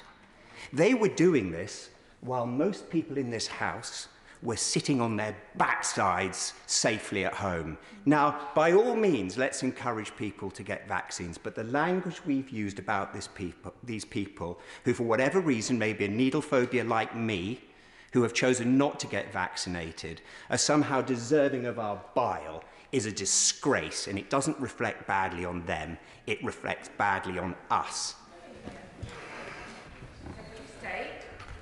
I think what I hear from my honourable friend, and I very much agree with him, is that an agreement that vaccines are safe, that they're effective, they are our most important weapon in fighting this pandemic. They remain our most important weapon, and the more people that come forward and choose to get vaccinated, not only is it good for them, it is right for the rest of society, their loved ones, and everyone else around them, especially if those people around them are more vulnerable than most people in the population, because they might be in a care setting or they might be in a hospital. And so the best way forward is to encourage everyone, through encouragement now, to continue to think of the vaccine in that positive, sensible way and encourage them to come forward. Daisy Cooper. Thank you, Madam Deputy Speaker. I welcome this change of tack because I, like many others, oppose the compulsory vaccination policy, but I fear that in the care sector the damage has been done. We know reports that around 40,000 people have already left. So with this change of tack, could the Secretary of State tell us what his plans are to get more carers very quickly into the care sector, because it's damaging patient safety, and specifically with regard to the shortage occupation list, how many carers he hopes to recruit and by when? Yeah, first of all, thank you to the Honourable Lady. It's a good question. Just on she's mentioned, I think, the number of 40,000 people she referenced coming that have left care homes as a result of vaccine as a condition of deployment. Now, I can give her more information on that, and whilst there is no exact data, because care homes are independent, the people working in care homes are not employed directly by the state, but the best estimate that the department has is from the industry itself, which is the change in workforce during the final half of last year, and that was 19,300. There's a fall of 19,300. So we don't believe the 40,000 number is representative. The best proxy number is 19,300. Having said that, no one would want to see anyone leaving the care home sector when what we need, as she rightly identifies, is more people coming forward. And that is why we've put in place a retention fund of 162.5 million. This was before Omicron, and we added to that fund by over 300 million during Omicron, and we are also supporting the sector in having its largest recruitment campaign that it has ever run. Sir John Redwood. I welcome the change of policy. In order to reassure both patients and staff about safety, what progress can he report to the House on better air extraction, air cleaning and UV filtration? Because I think we do need to control the virus without telling people exactly what they have to do in their own health treatments. It's a very good question, as always, for my right honourable friend. There are, as he will know, infection protection control measures that have been there since the pandemic. They do change with the pandemic over time, depending on the risk profile, and that applies to care settings. The government has supported care homes with hundreds of millions of pounds to make adaptations and changes and to implement such measures. And I know that many care settings have taken advantage of that with air filtration, ventilation and other measures. And it's the kind of support that will be continued to be given from the government. Hilary Benn. Thank you very much indeed, Madam Deputy Speaker. This has always been a very difficult issue because it's about balancing two different sets of rights. And I think the Secretary of State has made a sensible choice. He talked about changing circumstances. The one thing that hasn't changed, however, is that there is still a considerable number of NHS staff who remain unvaccinated. Could he tell the House what representations in reaching this decision he has received from NHS leaders about the impact of those staff having to leave, which they won't now have to do, would have had on the ability of the NHS to cope? And was that a factor in reaching this decision? Because I think most of us sitting here today know that it probably was. Madam Deputy Speaker, I hope I'd been clear in my statement earlier, which I think would answer the question, but I'm happy to emphasise it, that has just come from the right honourable gentleman. As I said, that in coming to decision, any decision, but certainly this decision, there are benefits and there are costs, and that's what I referred to in my statement. And the cost I was referring to is that there will ultimately be some people that would no longer be employed in the NHS or in care settings, and that balance remains important. And because of the change in the variant and the real change in the benefit part of the equation, the scales tilted, and that is why I no longer think the policy as set out is proportionate. Hearing Kate. Thank you, Madam Deputy Speaker. And can I welcome my right honourable friend's statement and thank him for listening to those of us on both sides of the House who have raised concerns about this policy. And of course, it's right to change policy in the light of new evidence, particularly in this case, the evidence that Omicron is less severe and that vaccines are no longer as effective in reducing transmission. But given that reducing transmission was the only reason for pushing ahead with the vaccination of children, will he now commit to a review of that policy, given that children are almost no risk from COVID, but that there are small but potentially significant risks, both known and unknown, particularly to boys, from COVID vaccinations? Can I thank my honourable friend for her remarks? And on her particular question around children and vaccines, I mean, she will know that when it comes to vaccination in general, that we take advice from the expert committee of the JCVI, and as she would rightly expect, they do keep vaccination decisions under review at all times. Jeremy Corbyn. Thank you, Madam Deputy Speaker. I hope the Secretary of State can actually recognise the very important message given by the unions and the Royal Colleges only 7 weeks ago of the short-sightedness of a compulsion policy which would drive people, vital workers, out of the care sector and of the NHS. And I hope that we will never go down the road of compulsory vaccination. I support vaccination, but persuasion is much more powerful than compulsion. Persuasion, where people understand it, is a far more powerful message to get across. And could he also tell us what is the cost of each vaccine to each resident of this country, and what is the cost of its manufacture, and if he has any plans for the patent to be moved into public ownership so the massive profiteering out of these vaccinations can end and the public can get the benefit of it. Where I agree with the right honourable gentleman is on the importance of persuasion in vaccination. Where I'm afraid I do disagree with him is the idea that public ownership of patents around vaccinations or drug development in general would help. Indeed, I think it would be a backward step and we would not see the innovation that has saved lives. Dr. Julian Lewis. Thank you, Madam Deputy Speaker. Many patients in hospital will presumably be protected by their own vaccination process having been undertaken. but some will be clinically extremely vulnerable because of compromised immune systems. Is the Secretary of State saying that these people are at no greater risk of being made seriously ill or dying as a result of coming into contact with unvaccinated frontline staff? And if they are at greater risk, is there something else that can be done to lessen that risk, such as a testing regime before that contact takes place? It's another good question from my honourable friend, and I will say two things. Is that first, this isn't about zero risk, it's about less risk, and what I am saying, based on the advice that I have received, that in general, for the reasons I set out in my statement, whether someone is immunosuppressed or not, that Omicron in general represents less risk.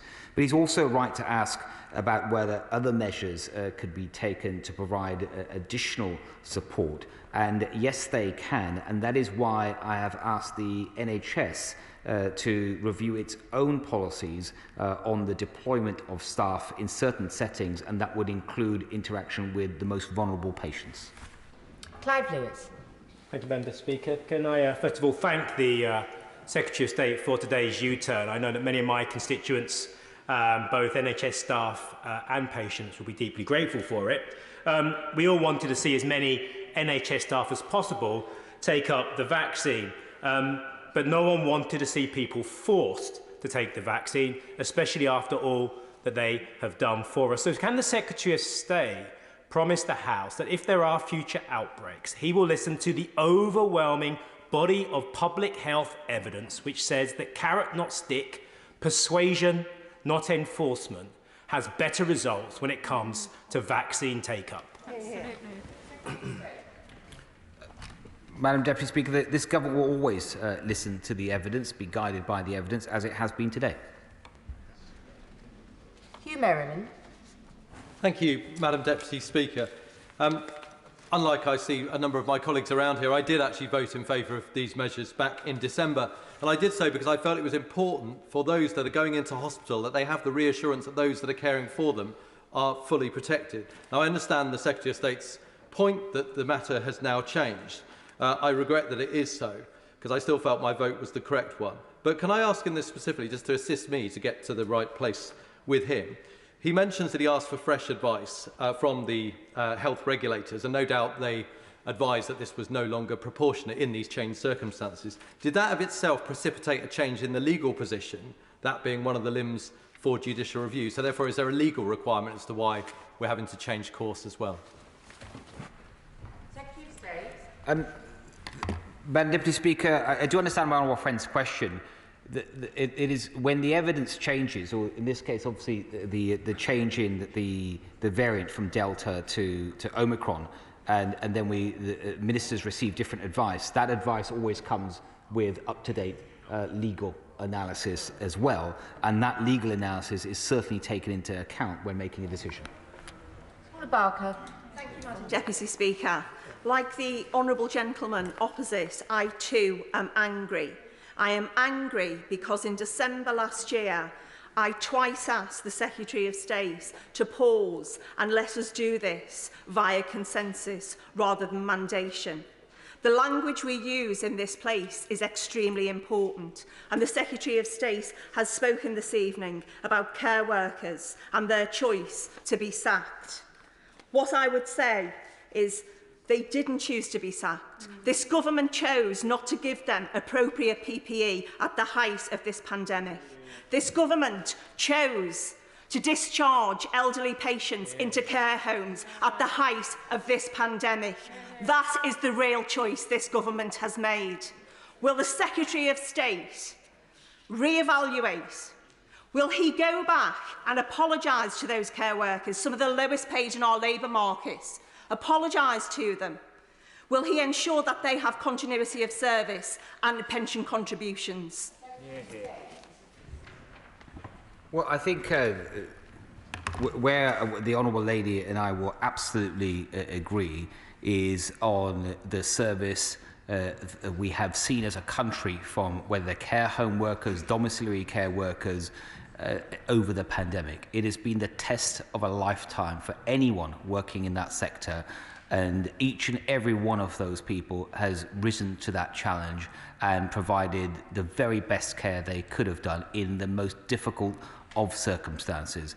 And I'm sure that when the pandemic, as the Honourable Lady will know, is an inquiry in the pandemic, I'm sure a lot of the issues will be looked at about whether better support could or could not be provided under the circumstances. But it is important that we, looking ahead, we continue to do everything we can to continue to support this vital sector. Ben Bradley.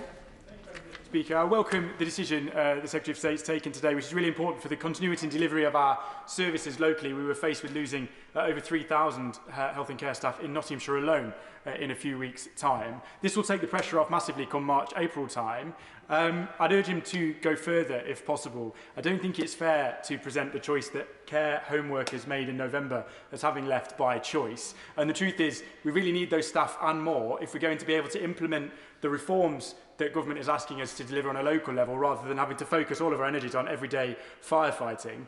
So will he make a point and perhaps change the view he's stated so far, reach out to those staff and try and help them back into the sector, because we will need those people if we're going to be able to implement all the things he's asking in the care sector in the coming months.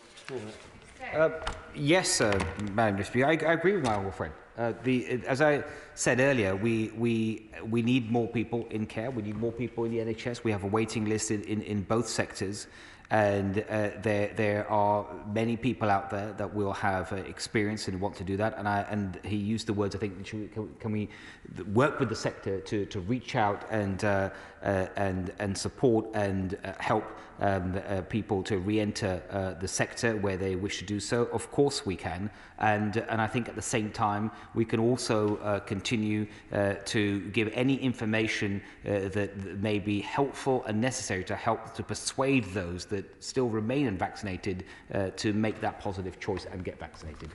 Slaughter. Thank you, Madam Deputy Speaker. My hospital trust, Imperial, has done its very best to care for staff over the past 2 years. Like other trusts, they found it very difficult to implement what was, until a few moments ago, the government's policy.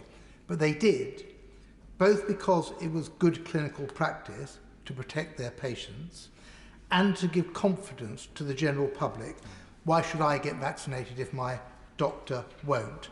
So what advice does the Secretary of State have for the hospitals and the care homes and their staff and ex-staff who may now feel betrayed?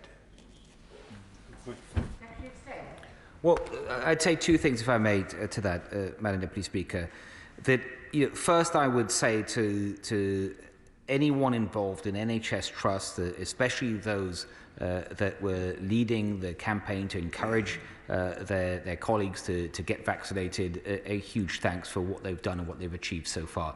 I mentioned earlier that since we consulted on the original regulations, that 127,000 more people in the NHS, across the NHS, have been vaccinated, and that represents in total some 19 out of every 20 employees in the NHS, and that's a phenomenal achievement.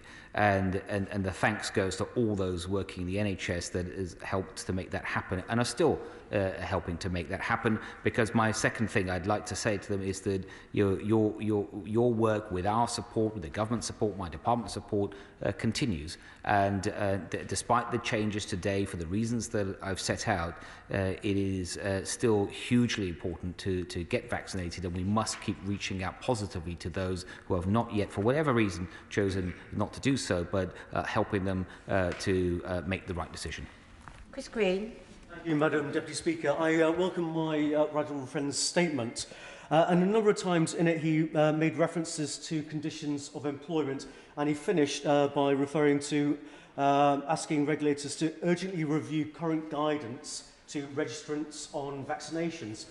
What is he going to do to ensure that this does not become compulsion for vaccinations by other means? The regulator referred to our independent regulators, so all I can do is ask them to review their regulations. My honourable friend might be aware that Some of the regulators, such as the GMC, already have requirements against for vaccination in certain settings, and that is a decision for them. But as my honourable friend will know, that with these independent regulators, they usually would set out guidance, and they would allow some flexibility in that how that guidance is interpreted in certain settings. Bob Seeley. Mr. Speaker, I thank the Secretary of State on this decision. I did oppose it in December for reasons eloquently laid out by members such as the Honourable Member for Broxbourne, although I was very respectful of the Government's position. But I think overall persuasion is better than coercion, and frankly honesty is better than the manipulative games which we now hear that the nudge unit was playing, which were entirely counterproductive. Will the Secretary of State reassure me, now that we have some breathing space, can we do a bit of forward thinking and prepare a plan for this winter that protects the vulnerable, enables the NHS to continue to treat people, but does so without resorting to lockdowns? Because the idea that lockdown is a cost-free, risk-free option, as we've now seen from 100,000 children who've come off school rolls and disappeared, is absolutely untrue. Lockdown carries an extraordinarily heavy price, and frankly, a lot of the modelling behind it and forecasting has also been extremely flawed. Thank you. What I will say to my honourable friend is that if we look at the experience from the Omicron wave, that going into that wave, in terms of actual restrictions on people's freedoms, we had the fewest restrictions of any large country in Europe, yet we've been the first country to come out of the Omicron wave and hit the peak. And the reason I believe that has happened, the main reason, is because we rightly focused on pharmaceutical defences, vaccines in particular, of course, antivirals and testing, and I think there's a lot to be learned from that. Final question, Steve Baker. Thank you, Madam Deputy Speaker. Though we may have arrived here by different routes, I'm very grateful that today my right honourable friend and I agree on this policy area. Of course, we also agree that vaccination is the better choice for everybody for whom it is safe, they don't have a pre-existing condition. But could I just pick up the issue of language? Because he's used a range of tones about talking about people. He's used some quite soft language about persuasion, and we've heard a range of perspectives about it. But he's also used some very strident language, which my honourable friend for Broxbourne, I think rightly criticised. Could I ask him to just set out for the House what his attitude is to this issue of bodily autonomy and using the law to compromise it? And if he does respect people's bodily autonomy, could I ask him to please select language which is respectful of that choice? Yes, I mean, I think my honourable friend is, I mean, first of all, I'm pleased that we agree on what's being set out today, but I think he's absolutely right to raise what he said in the way that he has, because language is vitally important, especially on issues of this great significance, when you are asking people to inject themselves with something, to put a needle to themselves, and to get vaccinated for all the right reasons. And of course, there will be some people, for whatever their reason, they will be more resistant than others to that, have some kind of hesitancy, and it's our duty to work with them. And I know actually, I'm sure that my honourable friend agrees with me that when you reach for statute, when in vaccination, there would need to be a very, very, very high bar. He's heard me say at this dispatch box, I think more than once, that I would never support universal vaccination, any kind of statute, and this policy I've talked about today required a very high bar to reach. At the time we introduced the policy, I believe that that bar was reached for the reasons I've set out about protecting vulnerable people. Now I believe it will be disproportionate, and that's why I've set this out today.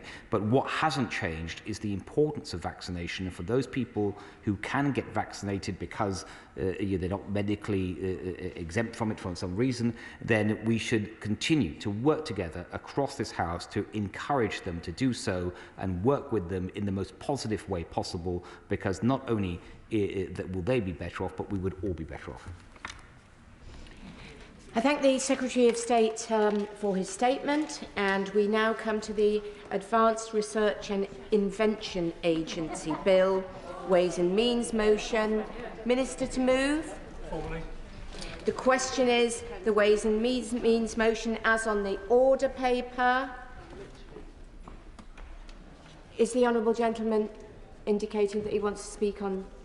Not right. Thank you. The question is the Ways and Means motion as on the order paper. As many as are of that opinion say aye. Aye. The contrary, no. I think the ayes have it. The ayes have it. Programme motion to be moved formally. I beg to move. The question is as on the order paper. As many as are of that opinion say aye. Aye. The contrary, no. I think the ayes have it. The ayes have it. The clerk will now proceed to read the orders of the day. Advanced Research and Invention Agency Bill. Consideration of Lord's amendments. Now. I must draw the House's attention to the fact that financial privilege is engaged by Lord's Amendments 1, 12 and 14. If the House agrees to any of these Lord's amendments, I shall ensure that the appropriate entry is made in the journal. We begin with the Government's motion to disagree with Lord's Amendments 1, with which it will be convenient to consider the Lord's Amendments 2 to 15. I call Minister George Freeman. Thank you, Madam Deputy Speaker. I beg to move that this House disagrees with the Lords in their Amendment 1. I am, however, delighted that the bill to create this exciting new agency has returned to this House and that I'm able to speak to it today for the first time in my role as Minister for Science, Research and Innovation. I'd like to pay tribute to my ministerial colleague, Lord Callanan, for his work on the bill in the other place. Not for the first time in matters scientific, their lordships at the other end have held our minister very busy on the front bench. And also to my honourable friend, the member for Derby North, who so capably led this bill through when it was first before the House. There are 15 amendments for our consideration tonight. 14 of those were brought forward and supported by the government, and I'll summarise them very quickly. Amendments 2 to 8 relate to changes the government made in response to the Delegated Powers and Regulatory Reform Committee's report on the bill, and in doing so we've demonstrated the seriousness with which we take the DPRRC's recommendations and the government's commitment to acting upon them. The effect of these amendments is to omit Clause 10 of the bill, which contained a broader power to make consequential provision, and replace it with a narrower and more specific power in Clause 8. The new power can only be used in consequence of regulations dissolving ARIA. Other amendments are needed to tidy up the rest of the bill and reflect this change. I hope these changes are in general welcome. Amendments 9 and 10 remove a power for ARIA to pay pensions and gratuities determined by the Secretary of State to non-executive members. We've tested this thoroughly and are content that, in ARIA's specific case, that power is not needed. Again, these two amendments reflect the usual process of improving the bill in response to scrutiny and the expertise that colleagues here, and, if I may say in particular in the other place, have brought to bear. Moving now to Amendments 11 and 13, Madam Deputy Speaker, which remove the amendments previously included in the bill that had the effect of reserving ARIA. I've had productive discussions on this with my ministerial colleagues in Wales, Scotland and Northern Ireland to reiterate the importance of ARIA and our broader science policy to help strengthen the Union, and I'm delighted that they share my vision and ambition for ARIA and that we've reached an agreement on the independence of ARIA, a memorandum of understanding which is a shared commitment to safeguard the organisation's most important characteristics and which means the reservations are not needed. I'm delighted to be able to report that legislative consent motions have been passed in all three devolved legislatures on the basis of this agreement, and I similarly commend it to the House. The last government amendments are Amendments 12, 14 and 15. These apply some relevant obligations to ARIA that would normally apply automatically to public authorities listed in the FOI Act. The amendments provide for ARIA to be treated as a public authority for the purposes of the Data Protection Act 2018, the Income Tax, Earnings and Pensions Act 2003, the Enterprise Act 2016 and the Small Business Enterprise and Employment Act 2015, and amend various regulations and the UK GDPR to reflect this. This ensures ARIA is treated in the same way as a public organisation normally would in these important areas. I'll happily give way. I'm very grateful, and he will know that in the previous discussions this question of freedom of information had come up before. Wouldn't it be much simpler just to make ARIA subject to the Freedom of Information Act? In the current climate, wouldn't that reassure the public? Well, it may reassure the public, but we also have to take into consideration the importance of, to succeed, ARIA world-class scientists recruited here to lead in cutting-edge science can be sure that they won't be tied up, it's a very small staff, in answering 101 often spurious freedom of information requests from the media who are keen on running stories. So we want to make sure this agency is accountable properly, but not to be bogged down in what can be, Madam Deputy Speaker, hugely onerous freedom of information requests. So in that connection, could you give the House some brief guidance on what he as the accountable minister would expect by way of discussion and influence over corporate plans and budgets and onward reporting to the House? Well, I'm grateful to Right Honourable Friend for that question. It's one that he will not be surprised to know that I've been asking myself since coming to this role. The point of ARIA, of course, Madam Deputy Speaker, is to be a new agency for doing new science in new ways, and it's been structured specifically to avoid meddling ministers, even those with a good idea, and meddling officials, even those with good intent, and to create an agency that is free. But my right honourable friend asks an important question. As we appoint the CEO and the chair as the framework agreement, which will set out, a bit like a subscription agreement, the operating parameters of the agency, is in due course published, then each year ARIA will have to report on its own stated plans, and crucially, and I know he'll be reassured by this, as is so often not the case in scientific endeavour, report where happy failure has occurred so that we don't continue to pour more money into scientific programmes that have not succeeded. And we want ARIA to be free to be honest about that and not embarrassed, and to be able to announce that. And that will be annually accountable through the framework agreement. Finally, Madam Deputy Speaker, I want to return to Amendment 1, which deals with the conditions ARIA may attach to its financial support. This arose from a series of important discussions in the other place relating to the duty of ARIA to commercialise IP that may be generated, which I'm keen to address properly. However, the amendment as drafted doesn't actually permit or prevent ARIA from doing anything. It adds conditions, examples of conditions that ARIA may attach to financial support, but ARIA already has the general power to do just that. So it therefore represents legally simply a drafting change, and as such we can't accept it. But we do understand and acknowledge the importance of the point that the noble Lord Brown had in mind when tabling this amendment, which I wanted to speak to. It's excuse me, it is our firm belief that whilst it's not appropriate at this stage in legislation to specify ARIA's contracting and granting arrangements to be spelled out, we do recognise the importance of substance of the concerns that underlie this amendment, namely that ARIA should have a duty to the taxpayer to ensure that it's not hemorrhaging intellectual property of value to the UK, and I will come in a moment to outline our position on those.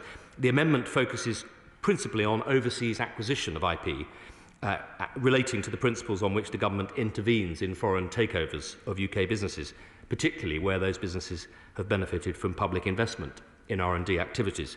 And Madam Deputy Speaker, as you'll be aware, the National Security and Investment Act, which fully commenced earlier this month, provides just such a framework. It marks the biggest upgrade of investment screening in the UK for 20 years.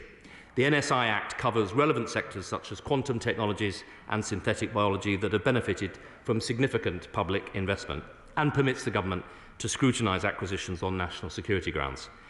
This new investment screening regime supports the UK's world-leading reputation for being an attractive place to invest.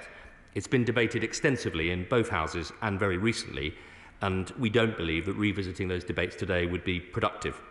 Whilst the NSI Act provides a statutory framework, there's also a much broader strand of work underway.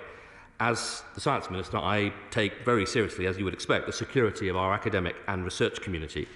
And there have been a number of measures taken in the last few months to strengthen our protections and over the last 2 years. We're working closely with the sector to help it identify and address risks from overseas collaborations while supporting academic freedom of thought and institutional independence. Members here this evening won't need me to tell them that intellectual property is incredibly valuable, and we face increasingly both sovereign and industrial espionage, and it's important that we are able to support our universities in being aware of those risks and supporting them in avoiding them. The bill already contains a broad power of direction for the Secretary of State over ARIA on issues of national security, and that provides a strong mechanism to intervene in ARIA's activities in the unlikely event it's necessary to do so. I'll have to give way.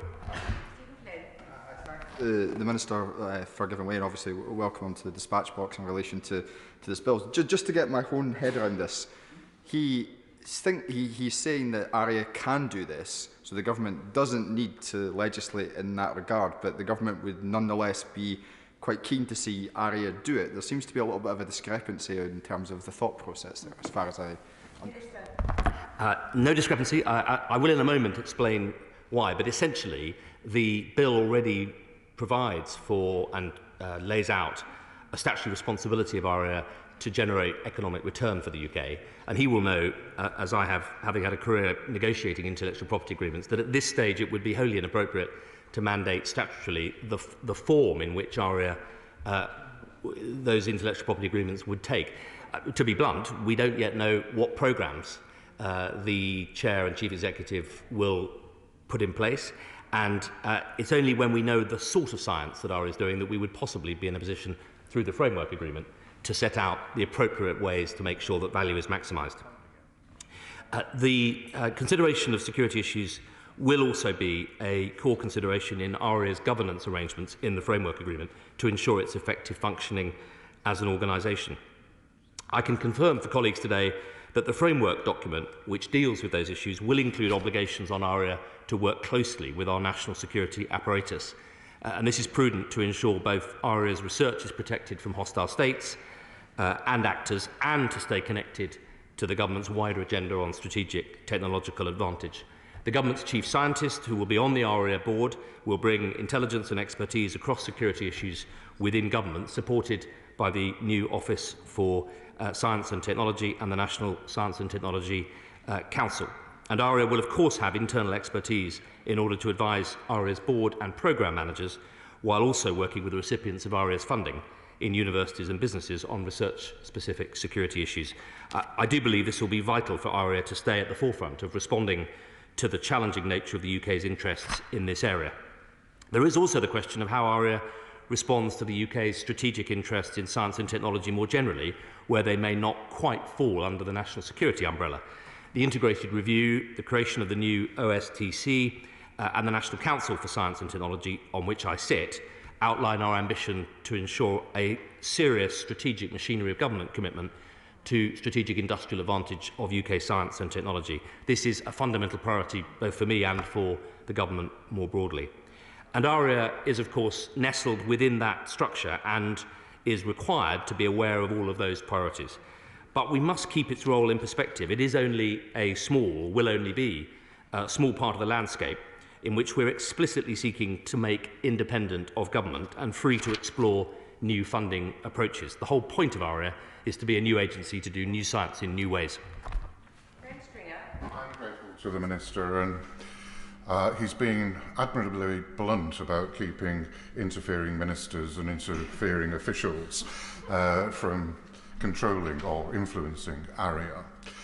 But there is also influence from the scientific establishment, who have got their own programmes and would like the sums of money in ARIA to go into their particular programmes. Is he satisfied, really, given the structure of the board, that ARIA will maintain its independence, not just from the civil service and ministers, but from the scientific establishment as well?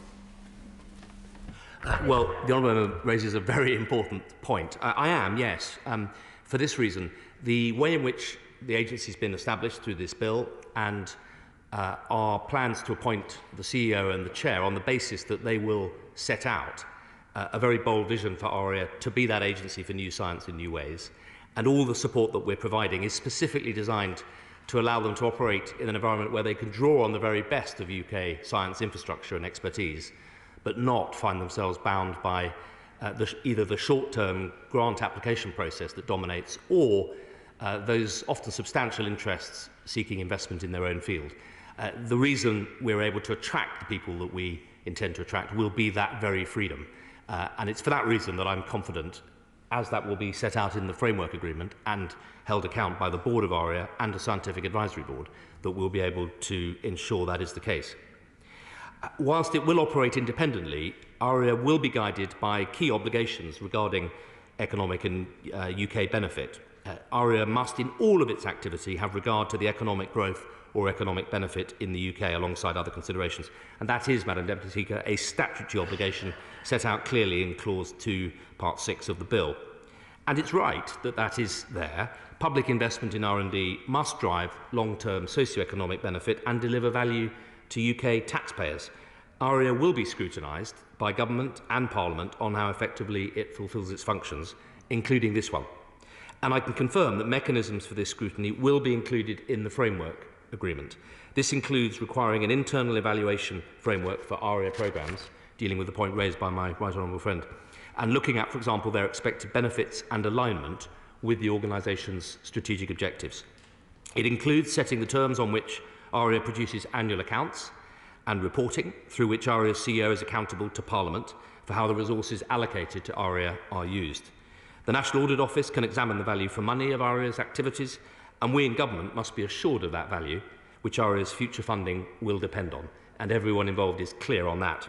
There are many ways which these obligations might be felt in how ARIA operates. For example, ARIA may employ contracting arrangements that require funding recipients to seek to exploit the outputs in the UK or forfeit the funding, as other funders routinely do. And in some cases, ARIA may retain IP rights. It has that freedom, where it will be able to draw on specialist support from the new Government Office of Technology Transfer, helping ARIA extract greatest possible value from its knowledge assets. But in general, however, we expect ARIA programmes to produce long-term, deep scientific benefits felt over the long term and to support highest risk in research, where there is a clear role for public funding. Seeking to legislate in statute at this point, before the appointment of the CEO and the Chair or the establishment of the funding programme plan, would be premature. We, in addition to being premature, we're concerned that, given that a major attraction of coming from around the world to work in this agency is the very freedom, that being seen to shackle those freedoms in law, in statute, may well disincentivise the most innovative scientists and researchers from coming to join programmes. Finally, this is an issue that encompasses the entirety of our R&D system and approach to investment in UK science and technology. It's something we're extremely focused on, but changes to ARIA alone can't alter that wider environment.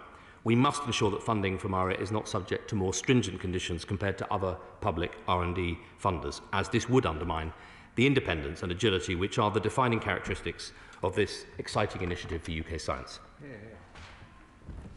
The question is that this House disagrees with the Lords in their Amendment 1. Shadow Minister Chianwara.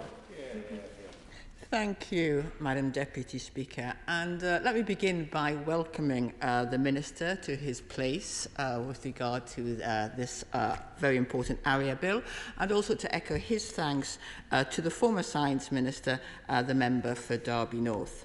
And I'd also like to very much thank colleagues in the other place who have worked so hard to improve this bill, in particular the Noble Lord Brown for his successful and much needed amendment to protect Britain's intellectual property. Madam Deputy Speaker, the UK has a proud tradition of science and innovation. We are renowned across the world for the scientific breakthroughs and discoveries that have pushed humanity forwards. From the discovery of penicillin to the invention of Stephenson's rocket in Newcastle, again and again, UK science has pushed the boundaries of humanity's knowledge. And not only is UK science inspiring, it is key to our health and that of our economy, as the pandemic has shown. Our university research base alone contributes 95 billion to the economy, supporting nearly 1 million jobs in science institutes, charities and businesses of all sizes. We have many innovative startups across the country who require only the right support to contribute to the innovation nation, our history, our economy, our security, and our future prosperity all demand. And that, Madam Deputy Speaker, is why it is so important that we get the Advanced Research and Invention Agency right. ARIA, originally the brainchild of former advisor, very much former advisor, Dominic Cummings, is positioned as a high-risk, high-reward research agency based on DARPA in the US. Labour welcomed ARIA, and we continue to support it. It has great potential to fill a gap in the UK's research and development landscape and help to deliver fantastic inventions. But we are clear that the benefits of ARIA's investment must be felt in the UK, and equally clear that without Amendment 1, that may not be the case. Madam Deputy Speaker, Lord's Amendment 1 gives ARIA the option to treat financial support to a business as convertible into an equity interest in the business, thus benefiting from intellectual property created with ARIA's support.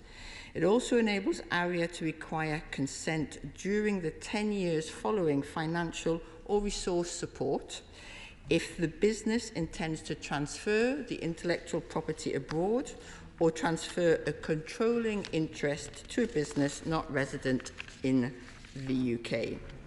Madam Deputy Speaker, we have to start by acknowledging that the UK does not provide sufficiently supportive environment for innovation startups to thrive. That is why we have already lost so many of them. Too often, tech startups face a choice of relocating outside the UK or being bought out by a larger multinational, and the UK loses out. In 2014, Britain had probably the most important and groundbreaking artificial intelligence company in the world, DeepMind. Instead of capitalizing on this cutting-edge technology, instead of introducing effective support system for startups, the government allowed it to be sold to Google for £400 million with no investigation or action. In 2020, early investor Humayun Sheikh estimated that DeepMind would be worth $30 billion now. A huge reward on that investment, but not one that has gone to UK taxpayers or UK citizens. And the UK is effectively losing out on billions in economic benefits. So in the Labour Party, we want to support our startups. The government, and indeed the Minister in his comments, have tried to claim that Lord's Amendment 1 isn't needed because it believes that the NSI, the National Security and Investment Bill, already gives sufficient powers to scrutinise and intervene in takeover bids. But the Minister must acknowledge that despite our attempts to include economic security in the NSI bill, the government insisted on a much narrower definition of national security. So whilst it is progress that the government are reflecting national security in takeover and mergers policy, something that we have been calling for a long time, the NSI bill does not address the issue of intellectual policy and its economic value. Now, the government have also argued that the amendment will discourage companies from participating in ARIA because it's important for them to own their intellectual property. But, Madam Deputy Speaker, what innovative startups really need is support so that they don't have to relocate in order to scale up. PsiQuantum, a world-leading quantum computing company credited with building the world's first useful quantum computer, started in Bristol but had to relocate to Silicon Valley to access greater support. With this amendment, companies can benefit from ARIA support and the UK can benefit from the innovation instead of seeing it move abroad. Now, the Minister has set out that he shares our concerns, but I'm afraid he doesn't really seem to have a plan to address them. Now, he hints that the framework agreement that sets out ARIA's functions will do so under some kind of general requirement to work with government, but without any detail. In many ways, ARIA is emblematic of the government's science strategy. Big promises, followed by a lack of detail, a lack of transparency, and a surfeit of confusion. Conservative peer Lord Lansley made the point, and I quote, "If ARIA is to have a strategy for the funding it receives from the government, it needs to know in advance whether it can retain revenue derived from investment. This is where I want the most specific assurances from my noble friend that the government will provide that opportunity to ARIA." I agree with him. Madam Deputy Speaker, We only want what is truly in the interests of our nation. We are not wedded to a particular form of words. We are willing to discuss an alternative that protects IP, but we need assurances that inventions generated by ARIA support, financial or otherwise, will benefit the UK. And I'm afraid to say that the Minister just really has not given those assurances. I'm very happy to give way to the Minister on that point. Just in order to assist the Honourable Lady opposite before she decides whether to divide the House, I just wanted to make very clear that there is a statutory obligation on ARIA set out clearly in Clause 2.6 that it must have regard to economic growth and economic benefit in the UK as a core part of its statutory duties. We simply want to make sure that the leadership team and through the framework agreement have the freedom to set out what the right mechanism is rather than mandate it now. Well, I'd like to thank the Minister for that intervention, and it demonstrates that that he is with us, as it were, in spirit. He just does not want to be with us in actual legislation. And I have to say there is something of a confusion of thought there, because if I'm very familiar with the clauses which require ARIA to have regard to economic benefit. But if this is something that he thinks ARIA should be doing, should look to do, and again, as we have said, this amendment is enabling and not prescriptive, then surely he's happy to make that clear, or he should be happy to make that clear. If he thinks that it is too constraining for ARIA to actually do this, then equally he ought to make that clear. He is the Minister, and this bill should reflect what the intent is, and the intent should be to ensure that intellectual property generated, created, invented in the UK, the benefits from that should be felt in the UK. Now, moving on, Madam Deputy Speaker, Lord's Amendments 2 to 8 limit ministerial powers to dissolve ARIA in response to the Delegated Powers and Regulatory Reform Committee's report on the bill, and we will not be opposing these amendments. They prohibit the Minister from making consequential amendments to primary legislation and from dissolving ARIA in the first 10 years. Lord's Amendment 9 and 10 remove the Minister's powers to determine a pension or gratuity for non-executive ARIA members. It should be noted that the Minister appoints non-executive members to ARIA's boards, and it's refreshing to see a Conservative government taking steps to limit cronyism in advance of major losses to the public purse. Lord Amendment 11 and 13 mean that ARIA will no longer be treated as a reserved matter in relation to Scotland, Wales and Northern Ireland, and we are also not opposing this. Labour is clear that the devolved voices must be heard and that scientific opportunities must be spread across the UK, so the consent of devolved administrations is crucial. Lord's Amendment 12, 14 and 15 provide for ARIA to be treated as a public body under the Income Tax Act, the Small Business Enterprise and Employment Act 2015, the Enterprise Act 2016, the Data Protection Act 2018. My colleague in the other place, my noble friend Baroness Chapman of Darlington, pointed out that this would not be necessary, and indeed my friend, the Honourable Member for Cambridge also pointed this out, that it wouldn't be necessary at all if ARIA was subject to freedom of information requests, something we have repeatedly called for. The government was so busy trying to ensure that ARIA wouldn't be treated as a public body for the purposes of FOI that they had to tack on these amendments. That these amendments were only tabled at committee stage in the Lords points to government negligence, a government too busy trying to avoid accountability to do its job properly. Why does that sound so familiar? I'm happy to give way. I'm grateful to my honourable friend giving way.